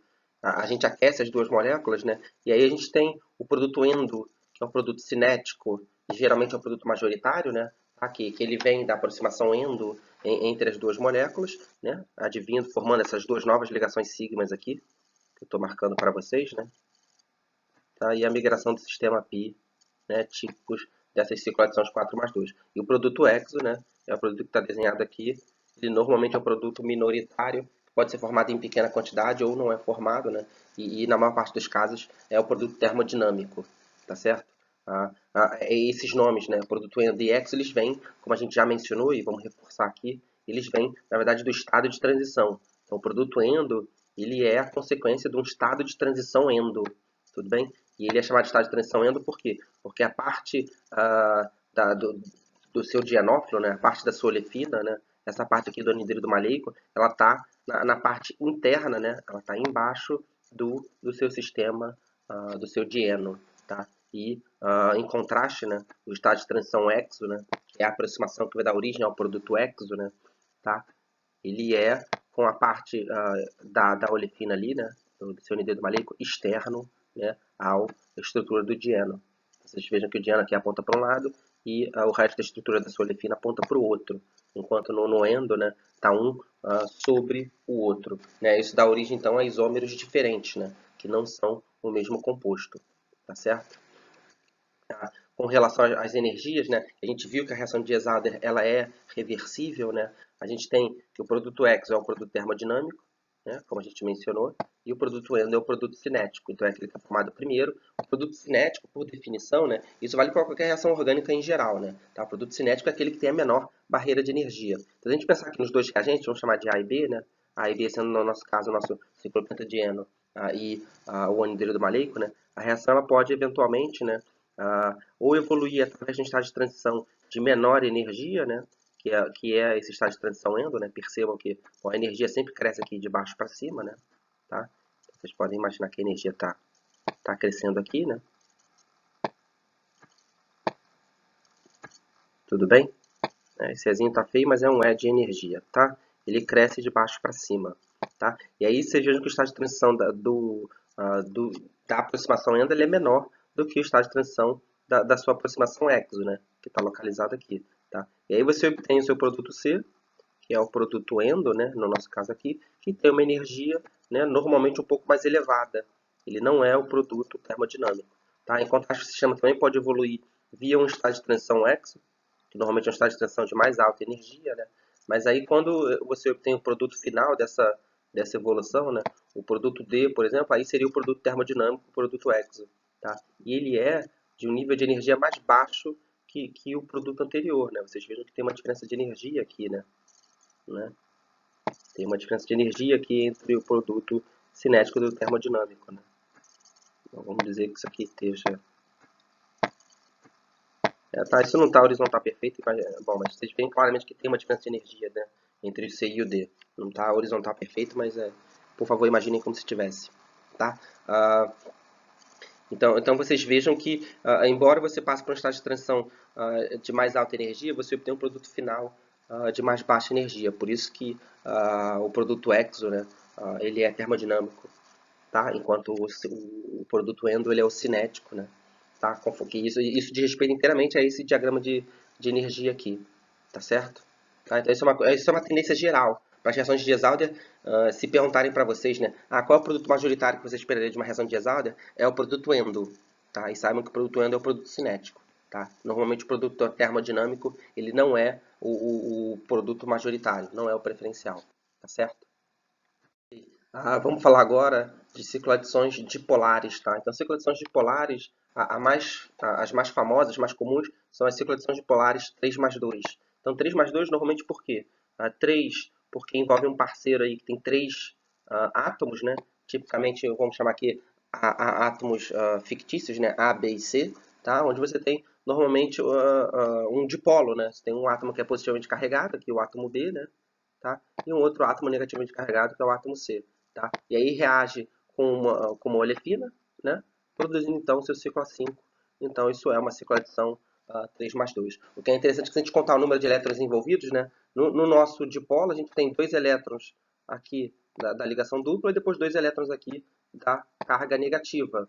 Então esse dipolo aqui, né, ele contribui com 4 elétrons. Tá? E aí a olefina contribui com mais 2. Então é um processo de 6 elétrons. Pelas regras de seleção de Woodward e Hoffman, né, 6 elétrons térmico é um processo supra-supra.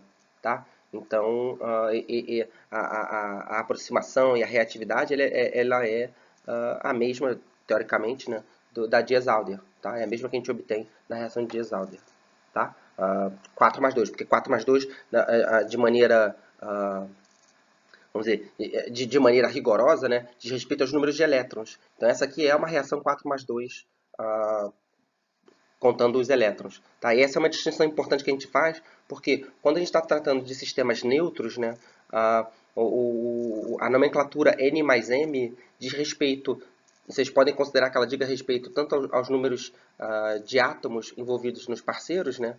Então vai ter N átomos num parceiro e M átomos no outro parceiro, mas também diz respeito aos números de elétrons. Então essas definições coincidem em sistemas neutros. Tá? Em sistemas carregados, como essas cicloadições dipolares, né, não é a mesma coisa. Tá? O número de átomos não coincide com o número de elétrons. Tá? E as regras de seleção, elas dizem respeito aos números de elétrons. Tá certo? Mas, como abuso de linguagem, a gente se refere à nomenclatura N mais M em relação aos números de átomos. Talvez porque seja uma coisa mais imediata de se notar. Tá? Bom, esse é um parênteses que a gente já mencionou antes, vale a pena mencionar de novo nesse contexto aqui. Alguns exemplos de dipolos, né, que fazem moléculas, né, que fazem essas cicloadições dipolares 3+2. Nós temos o diazometano, a estrutura química aqui, óxidos de nitrila, né, azidas, tudo bem? O ozônio, né, utilizado em reações de ozonólise. A gente tem ilídeos, né, diazometino, e a gente tem também as próprias nitronas.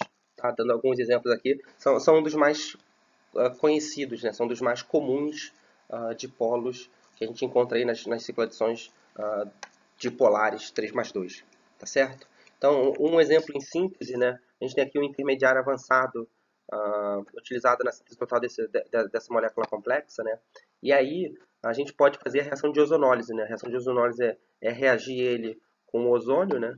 Tá? A baixa temperatura e depois fazer o quench aí, o quench, a clivagem, né, redutiva, que nesse caso foi feito com uma tiureia. Então perceba aqui que as duas insaturações do sistema, né, a gente tem uma olefina aqui, né, e uma olefina aqui, elas vão sofrer a clivagem oxidativa com ozônio. Então a gente passa aqui para aqui está desenhado o ozonídeo primário, né, a gente tem aqui um ozonídeo primário, né, e aqui a gente tem um outro ozonídeo primário. Se vocês lembrarem do mecanismo de ozonólise, a gente vai detalhar ele ainda mais lá na frente, mas vocês já tiveram contato com eles em diversas ocasiões, né?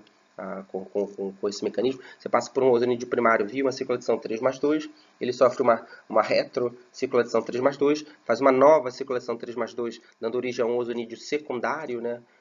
Que depois vai sofrer a clivagem redutiva para dar origem às carbonilas observadas no produto final. Aqui nesse caso, né? Tá? Seria essa carbonila aqui, proveniente desse ozonídeo aqui, né?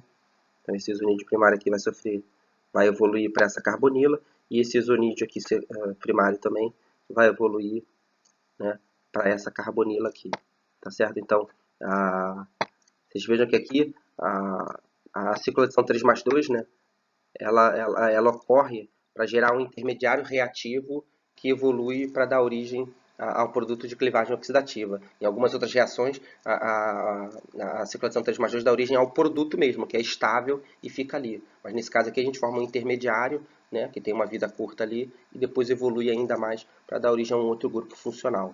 Tá certo? Seja como for gerado in situ, ou como intermediário, ou como produto em outros casos. Tá certo? Mas aqui está um exemplo como intermediário. Tá bom?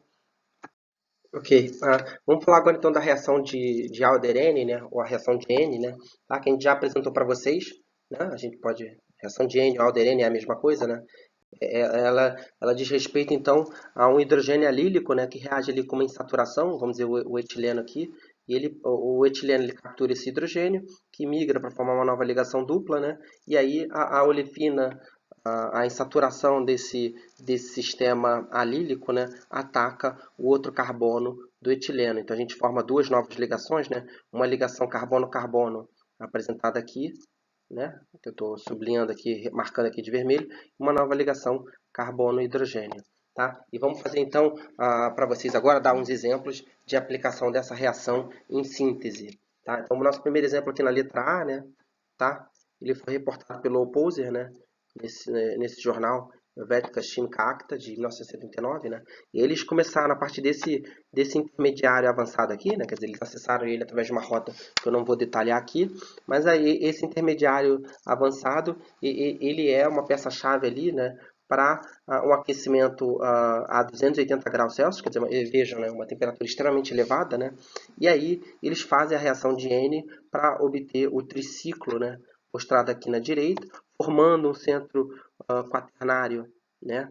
Aqui totalmente substituído, então é um centro, é um dos centros mais difíceis de se fazer em síntese orgânica, né? Se formar um centro estereogênico ali com só substituintes de carbono, né? E ele é um intermediário avançado para a síntese total do isocomeno, tá? Então, embora o rendimento ele seja baixo, né, 17%, tá? Ele faz uma transformação bastante, vamos dizer, difícil, tá? Então, quer dizer, embora não seja um rendimento extraordinário, está longe disso, mas é uma transformação bastante difícil, então é respeitável, né? E aqui a gente vale a pena mencionar para vocês terem noção mais da estratégia. Mesmo se a execução não é perfeita, né, a estratégia é bastante interessante. Tá? E, então, na verdade, o que acontece aqui é uma reação do tipo N, né, como a gente mencionou. Tá? Então, aqui está o intermediário, né, e o movimento dos elétrons indicado aqui pelas setas em vermelho. Né? Esse par de elétrons ataca a cadeia alílica aqui, né, que captura o hidrogênio, e essa ligação carbono-hidrogênio, né, ela migra de acordo com a seta vermelha também para dar origem à nova ligação dupla. E aí você tem o produto aqui, né, tá, que já foi mostrado para vocês, que é esse cara aqui. E você tem a formação de um centro estereogênico, né, um carbono ali, mesmo que seja formado de maneira racêmica, né, você tem ali a estereoquímica relativa controlada e você está formando um carbono totalmente substituído, né, por outros carbonos, tá certo?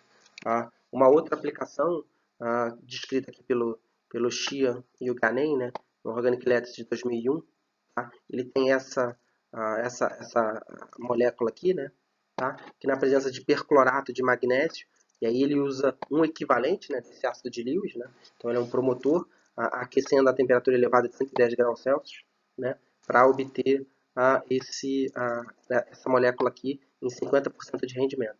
Tá? 4 etapas mais tarde, ele transforma esse intermediário avançado no ácido caínico, que está desenhado aqui na direita de vocês. E aí percebam, né, que essa reação ela também é uma reação de N. Né? Vocês podem observar aqui que essa metila ela possui um hidrogênio, né?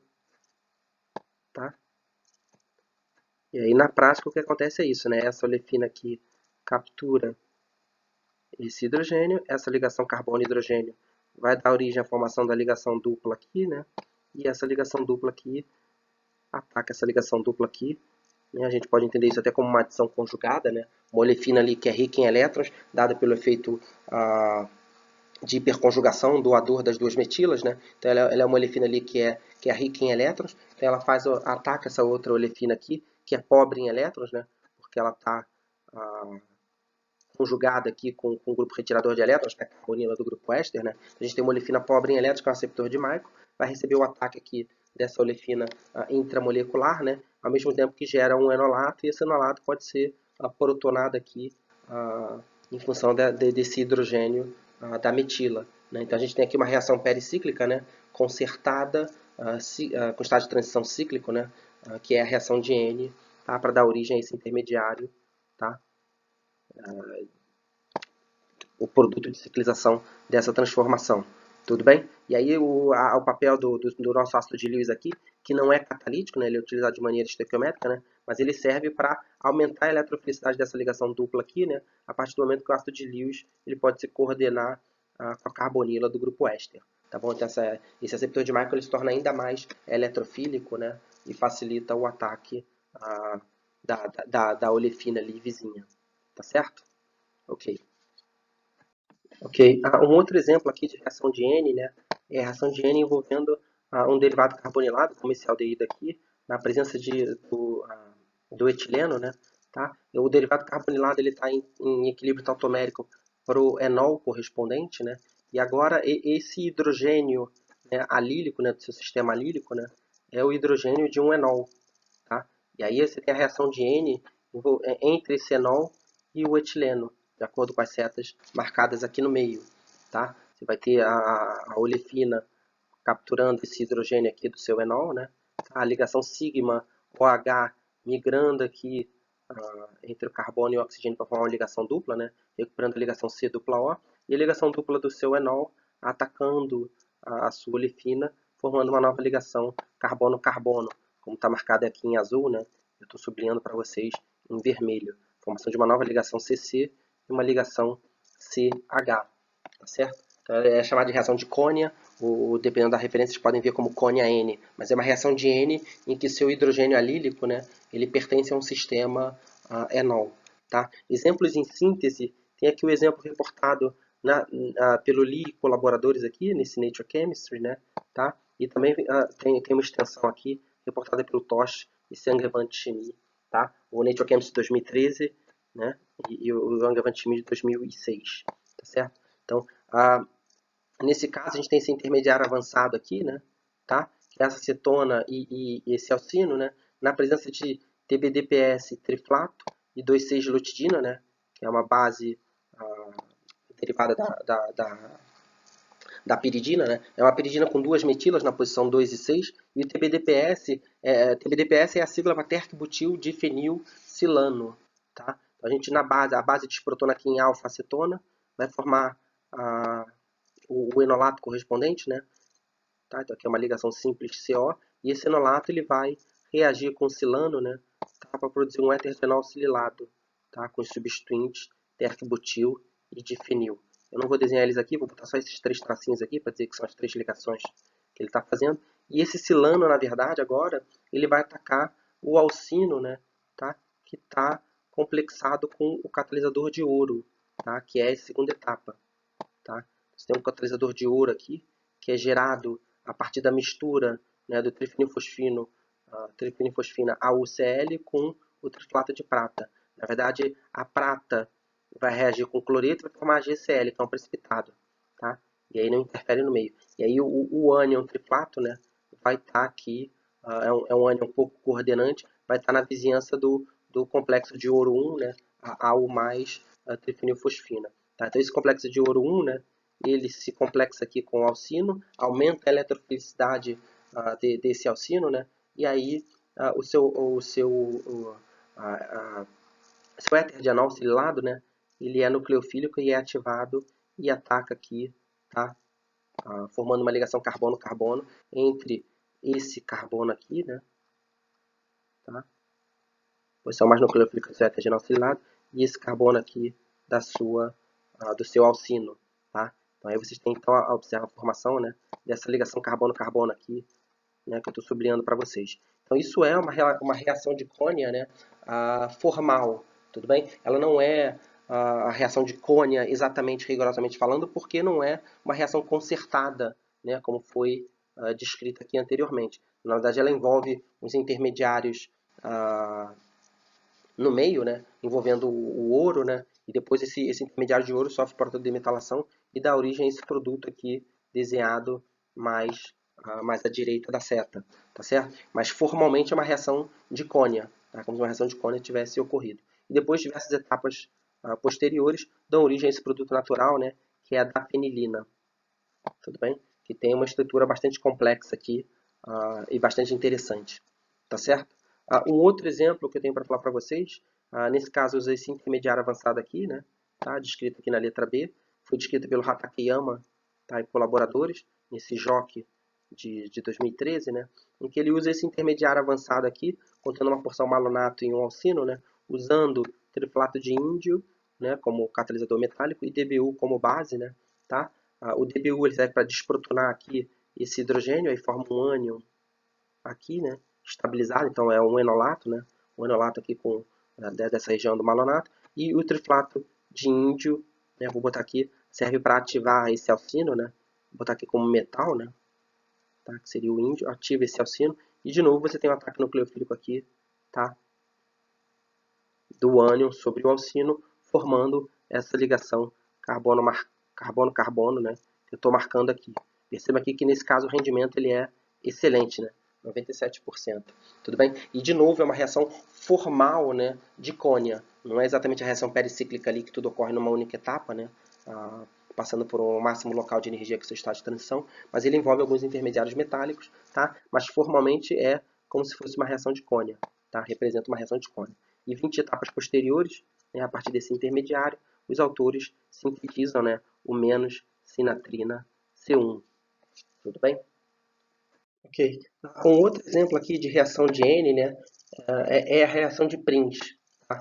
A reação de Prince ela é globalmente descrita pela seguinte, da seguinte maneira. Né? A gente tem aqui um sistema alílico, né, em que você não tem mais um heteroátomo. Né?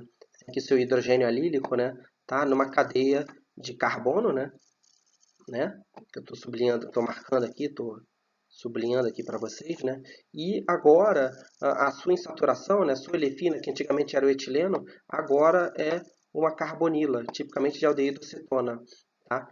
E você tem um heteroátomo agora no seu na sua olefina, né? No seu sistema insaturado. E aí a reação procede com essa ligação C dupla O, né, como se o heteroátomo ele fosse protonado por esse hidrogênio alílico, né? Essa C dupla O ela ataca esse hidrogênio alílico, a ligação carbono-hidrogênio ela se quebra, dando origem à formação de uma nova ligação dupla aqui, de acordo com esse movimento de flecha, e a ligação dupla desse sistema alílico, né? É ele que está atacando o carbono da carbonila para formar uma nova ligação carbono-carbono, conforme mostrado aqui, eu estou sublinhando para vocês, né? Então forma essa ligação carbono-carbono aqui e concomitantemente também essa ligação OH aqui sublinhada para vocês. Tudo bem? Exemplo de aplicação da reação de Prince em síntese, né? A gente tem aqui essa síntese total descrita por Lee e colaboradores, né? No Angewandte Chemie de 2008. Tudo bem? Os autores eles acessaram esse intermediário avançado aqui, desenhado à esquerda de vocês, e na presença do ácido trifluoracético, né? Tá? Começando numa temperatura baixa, 0 graus Celsius, e deixando a temperatura aumentar até a temperatura ambiente, e depois adicionando água, né? Eles obtêm o produto desenhado aqui no meio, né? Tá? Onde você forma essa nova ligação carbono-carbono, sublinhada aqui, seguido pela formação também, né, concomitante, né, dessa ligação carbono-oxigênio. Tá? E depois de diversas etapas, né, tá? Diversas etapas posteriores, né, os autores transformam esse intermediário no produto natural mais exigolida. Tudo bem desenhado aqui mais à direita de vocês. Tá? O mecanismo dessa etapa inicial, mostrada aqui no slide, né, ela pode ser entendida da seguinte forma. Antes da gente chegar nesse intermediário aqui que está ciclizando, né, deixa eu só detalhar uma coisa para vocês. Você está na presença do ácido trifluoracético, né, que é um ácido de Bronsted, né, então é uma fonte de prótons. Então o próton está aqui, né, na proximidade, e aí o par de elétrons aqui desse éter de enol, né, ele é protonado, né, tá? E ao ser protonado, a gente dá origem, né, a esse intermediário aqui, tá? Que é o seu oxônio, com essa carga positiva aqui, né? Tá? Então agora a gente tem uma C-O ativada, né, por essa cadeia alquílica, né? E aí a ligação dupla que está vizinha a ele, né, ataca esse oxônio, conforme essa seta mostrada aqui, né? Tudo bem? E aí dá origem ao produto, à ciclização, né? A ligação C dupla O, né? A ligação dupla, o par de elétrons dela, né, liga para o oxigênio, eliminando essa carga positiva no oxigênio e forma essa nova ligação carbono-carbono aqui, como já indicado anteriormente. Aí forma um carbocátion nesse carbono aqui, né? E aí, na presença de água, né, a água ataca aqui, forma H2O+, que perde o próton, e aí a gente obtém esse produto aqui que já foi mostrado para vocês. Tá certo? O que é interessante notar aqui é que no caso dessa reação de N, né, essa reação de Prince, né, especificamente, a gente tem na verdade uma cadeia alquílica aqui substituída no oxigênio. Né? Você tem o oxigênio com 3 ligações, mas a gente tem essa cadeia alquílica aqui no oxigênio.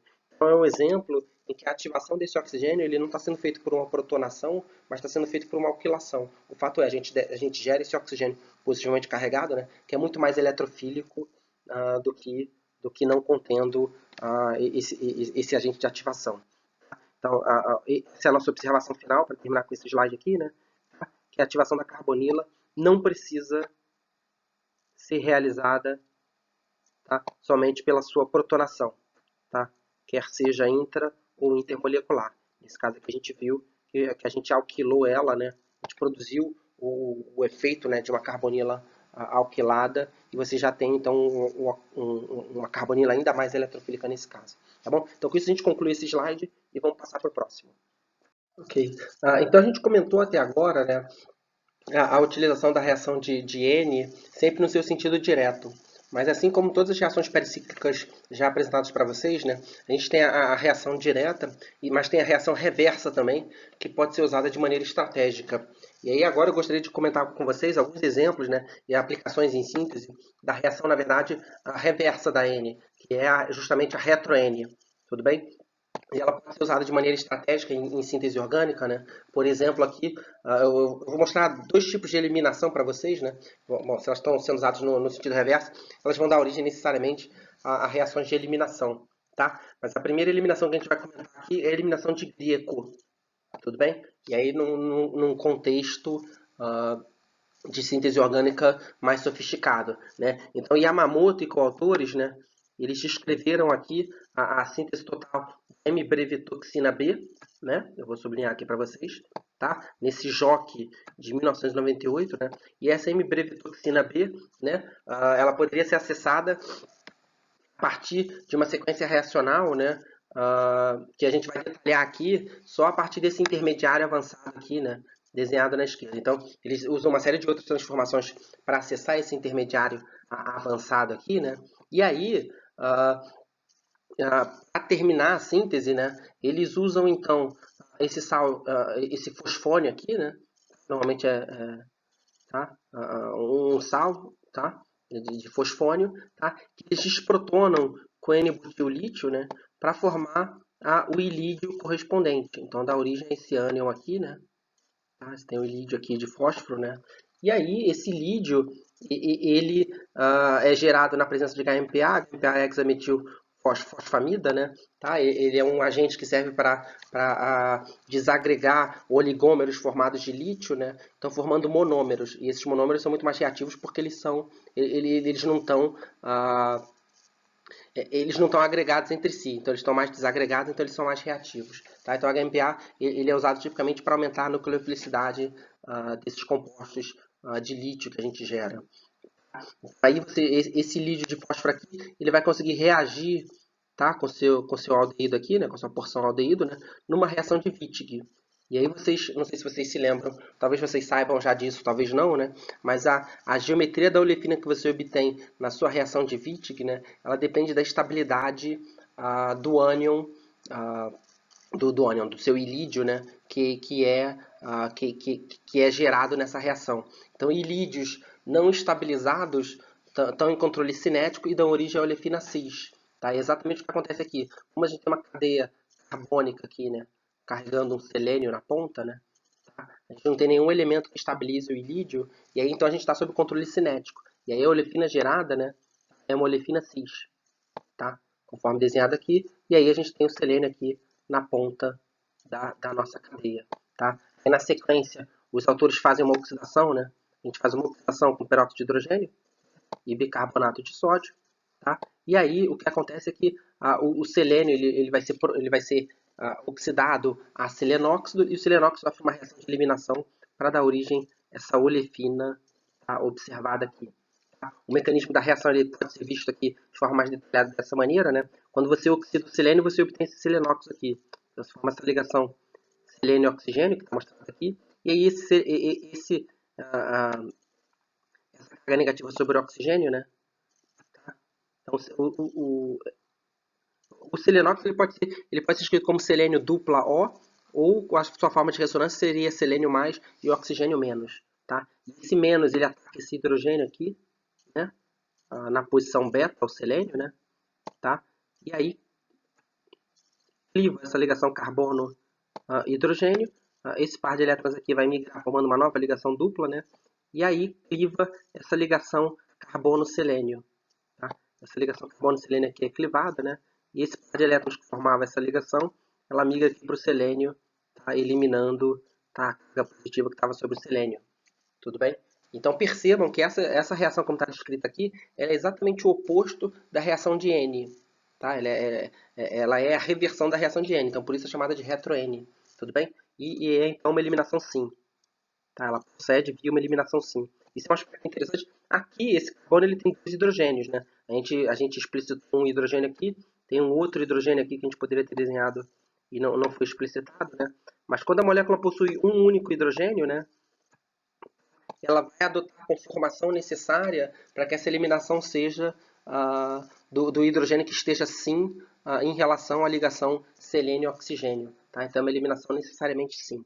Tá? E aí, bom, aí eles obtêm esse intermediário avançado aqui, que 4 etapas mais tarde, né? 4 etapas depois, né? Tá? Eles conseguem transformar até chegar no produto natural desejado, né? Em breve toxina B. Certo? Um comentário interessante, né? Por que os autores fizeram dessa maneira para introduzir essa cadeia aqui, né? Tá? Que é S-trans, né? Tá? Eles fizeram isso porque se ao tentar a reação de Wittig usando esse fosfônio aqui, né? Tá? Eles usam esse fosfônio aqui, onde a ligação dupla já está presente na molécula, né? E você desprotona ele com a base, gerando o ilídio de fósforo correspondente para a reação de Wittig, né? Anterior. O que acontece agora é que essa carga negativa aqui ela pode se deslocalizar na olefina que está ali do lado. Então você tem ali uma forma de ressonância, né, que estabiliza esse ilídio. Então ilídios estabilizados, eles normalmente dão origem a olefinas majoritariamente trans. Tudo bem? Então a geometria que a gente obteria da olefina ali seria a oposta da que a gente quer. Tá? Então é uma não desejada. Então, embora a estratégia direta pudesse ser mais conveniente por economizar o número de etapas, né, ela não dá origem à geometria desejada. Então a gente foi obrigado a fazer esse método indireto. Tá? Mas é um método indireto bastante inteligente, né, para contornar esse problema. Tudo bem? O comentário geral é que essas eliminações que a gente descreveu aqui com selenóxidos, né, elas também podem ser efetuadas, né, eliminações, né, elas também podem ser efetuadas, tá, utilizando sulfóxidos.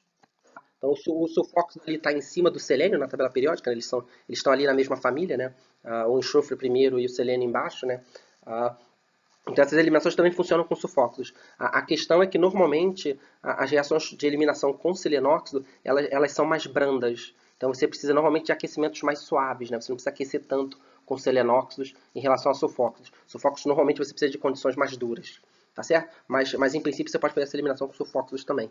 E elas procedem também, tá? Via um mecanismo de eliminação sim, tá certo? Então, outro exemplo que eu gostaria de descrever aqui para vocês, envolvendo uma reação de retro-N, né, é o protocolo de metilenação de Echemoser, né, que tem envolvido no meio do processo, né, uma eliminação de Cope. Né, a gente vai detalhar isso para vocês. Tá? Então, aqui nesse contexto mais complexo, né, da síntese total do guanacastepeno, né, tá, conforme foi descrito por Daniszewski e colaboradores, né, nesse jornal Tetraedon Letters de 2001, né, a gente vai descrever as últimas etapas do processo aqui, envolvendo esse intermediário avançado, né? E aí o que a gente faz, né, para adicionar esse metileno na molécula, né, é uma reação de Manish seguido pela eliminação de Cope.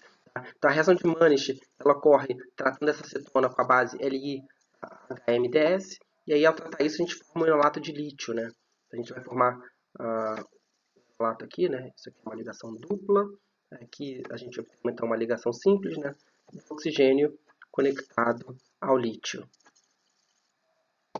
tá certo? E aí, esse enolato de lítio, né, vai reagir com esse íon imínio aqui, né, esse sal aqui, CH2 ligado a N-metil-2, né, aí é um nitrogênio com 4 ligações, é nitrogênio mais, e aí o ânion é I-, tá? O nome do protocolo se chama metilação de Echemoser, e esse sal que é usado, ele é conhecido como sal de Echemoser. Tudo bem? Albert Echemoser é um químico ali que trabalhou bastante tempo no ETH, tá? Bastante famoso, né?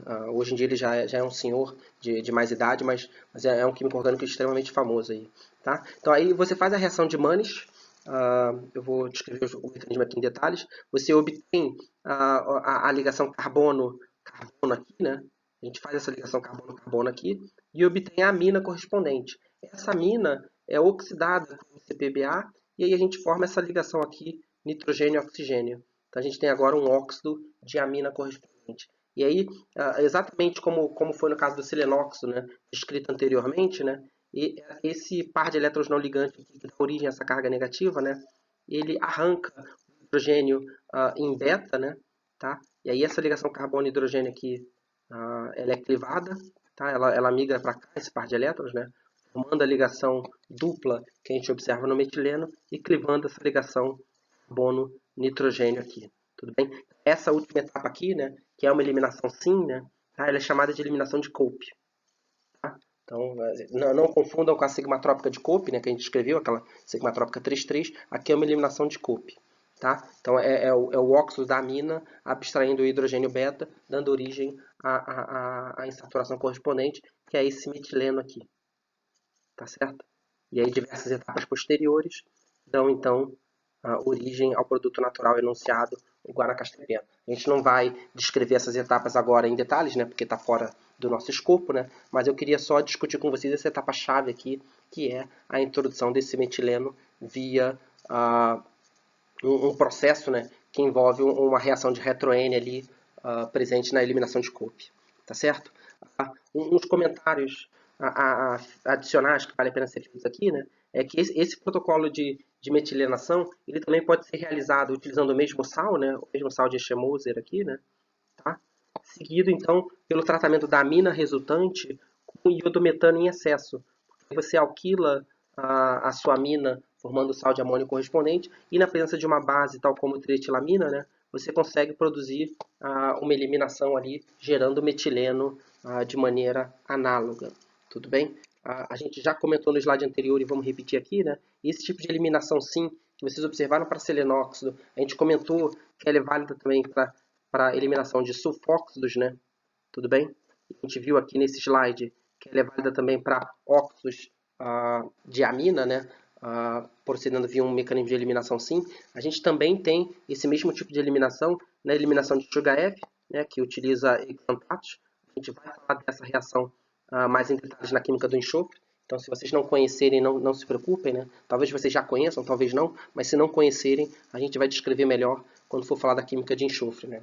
Tá? E vocês já viram isso em Química Orgânica 2, eu tenho certeza, durante a graduação de vocês. Também é o mesmo tipo de mecanismo envolvido na descarboxilação de beta-cetoésteres. Tudo bem? Também é uma eliminação sim.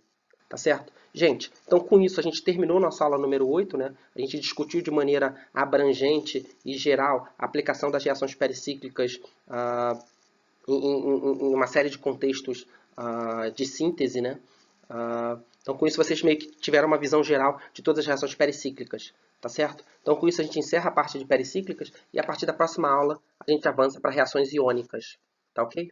Então com isso eu me despeço de vocês e a gente se vê na próxima aula.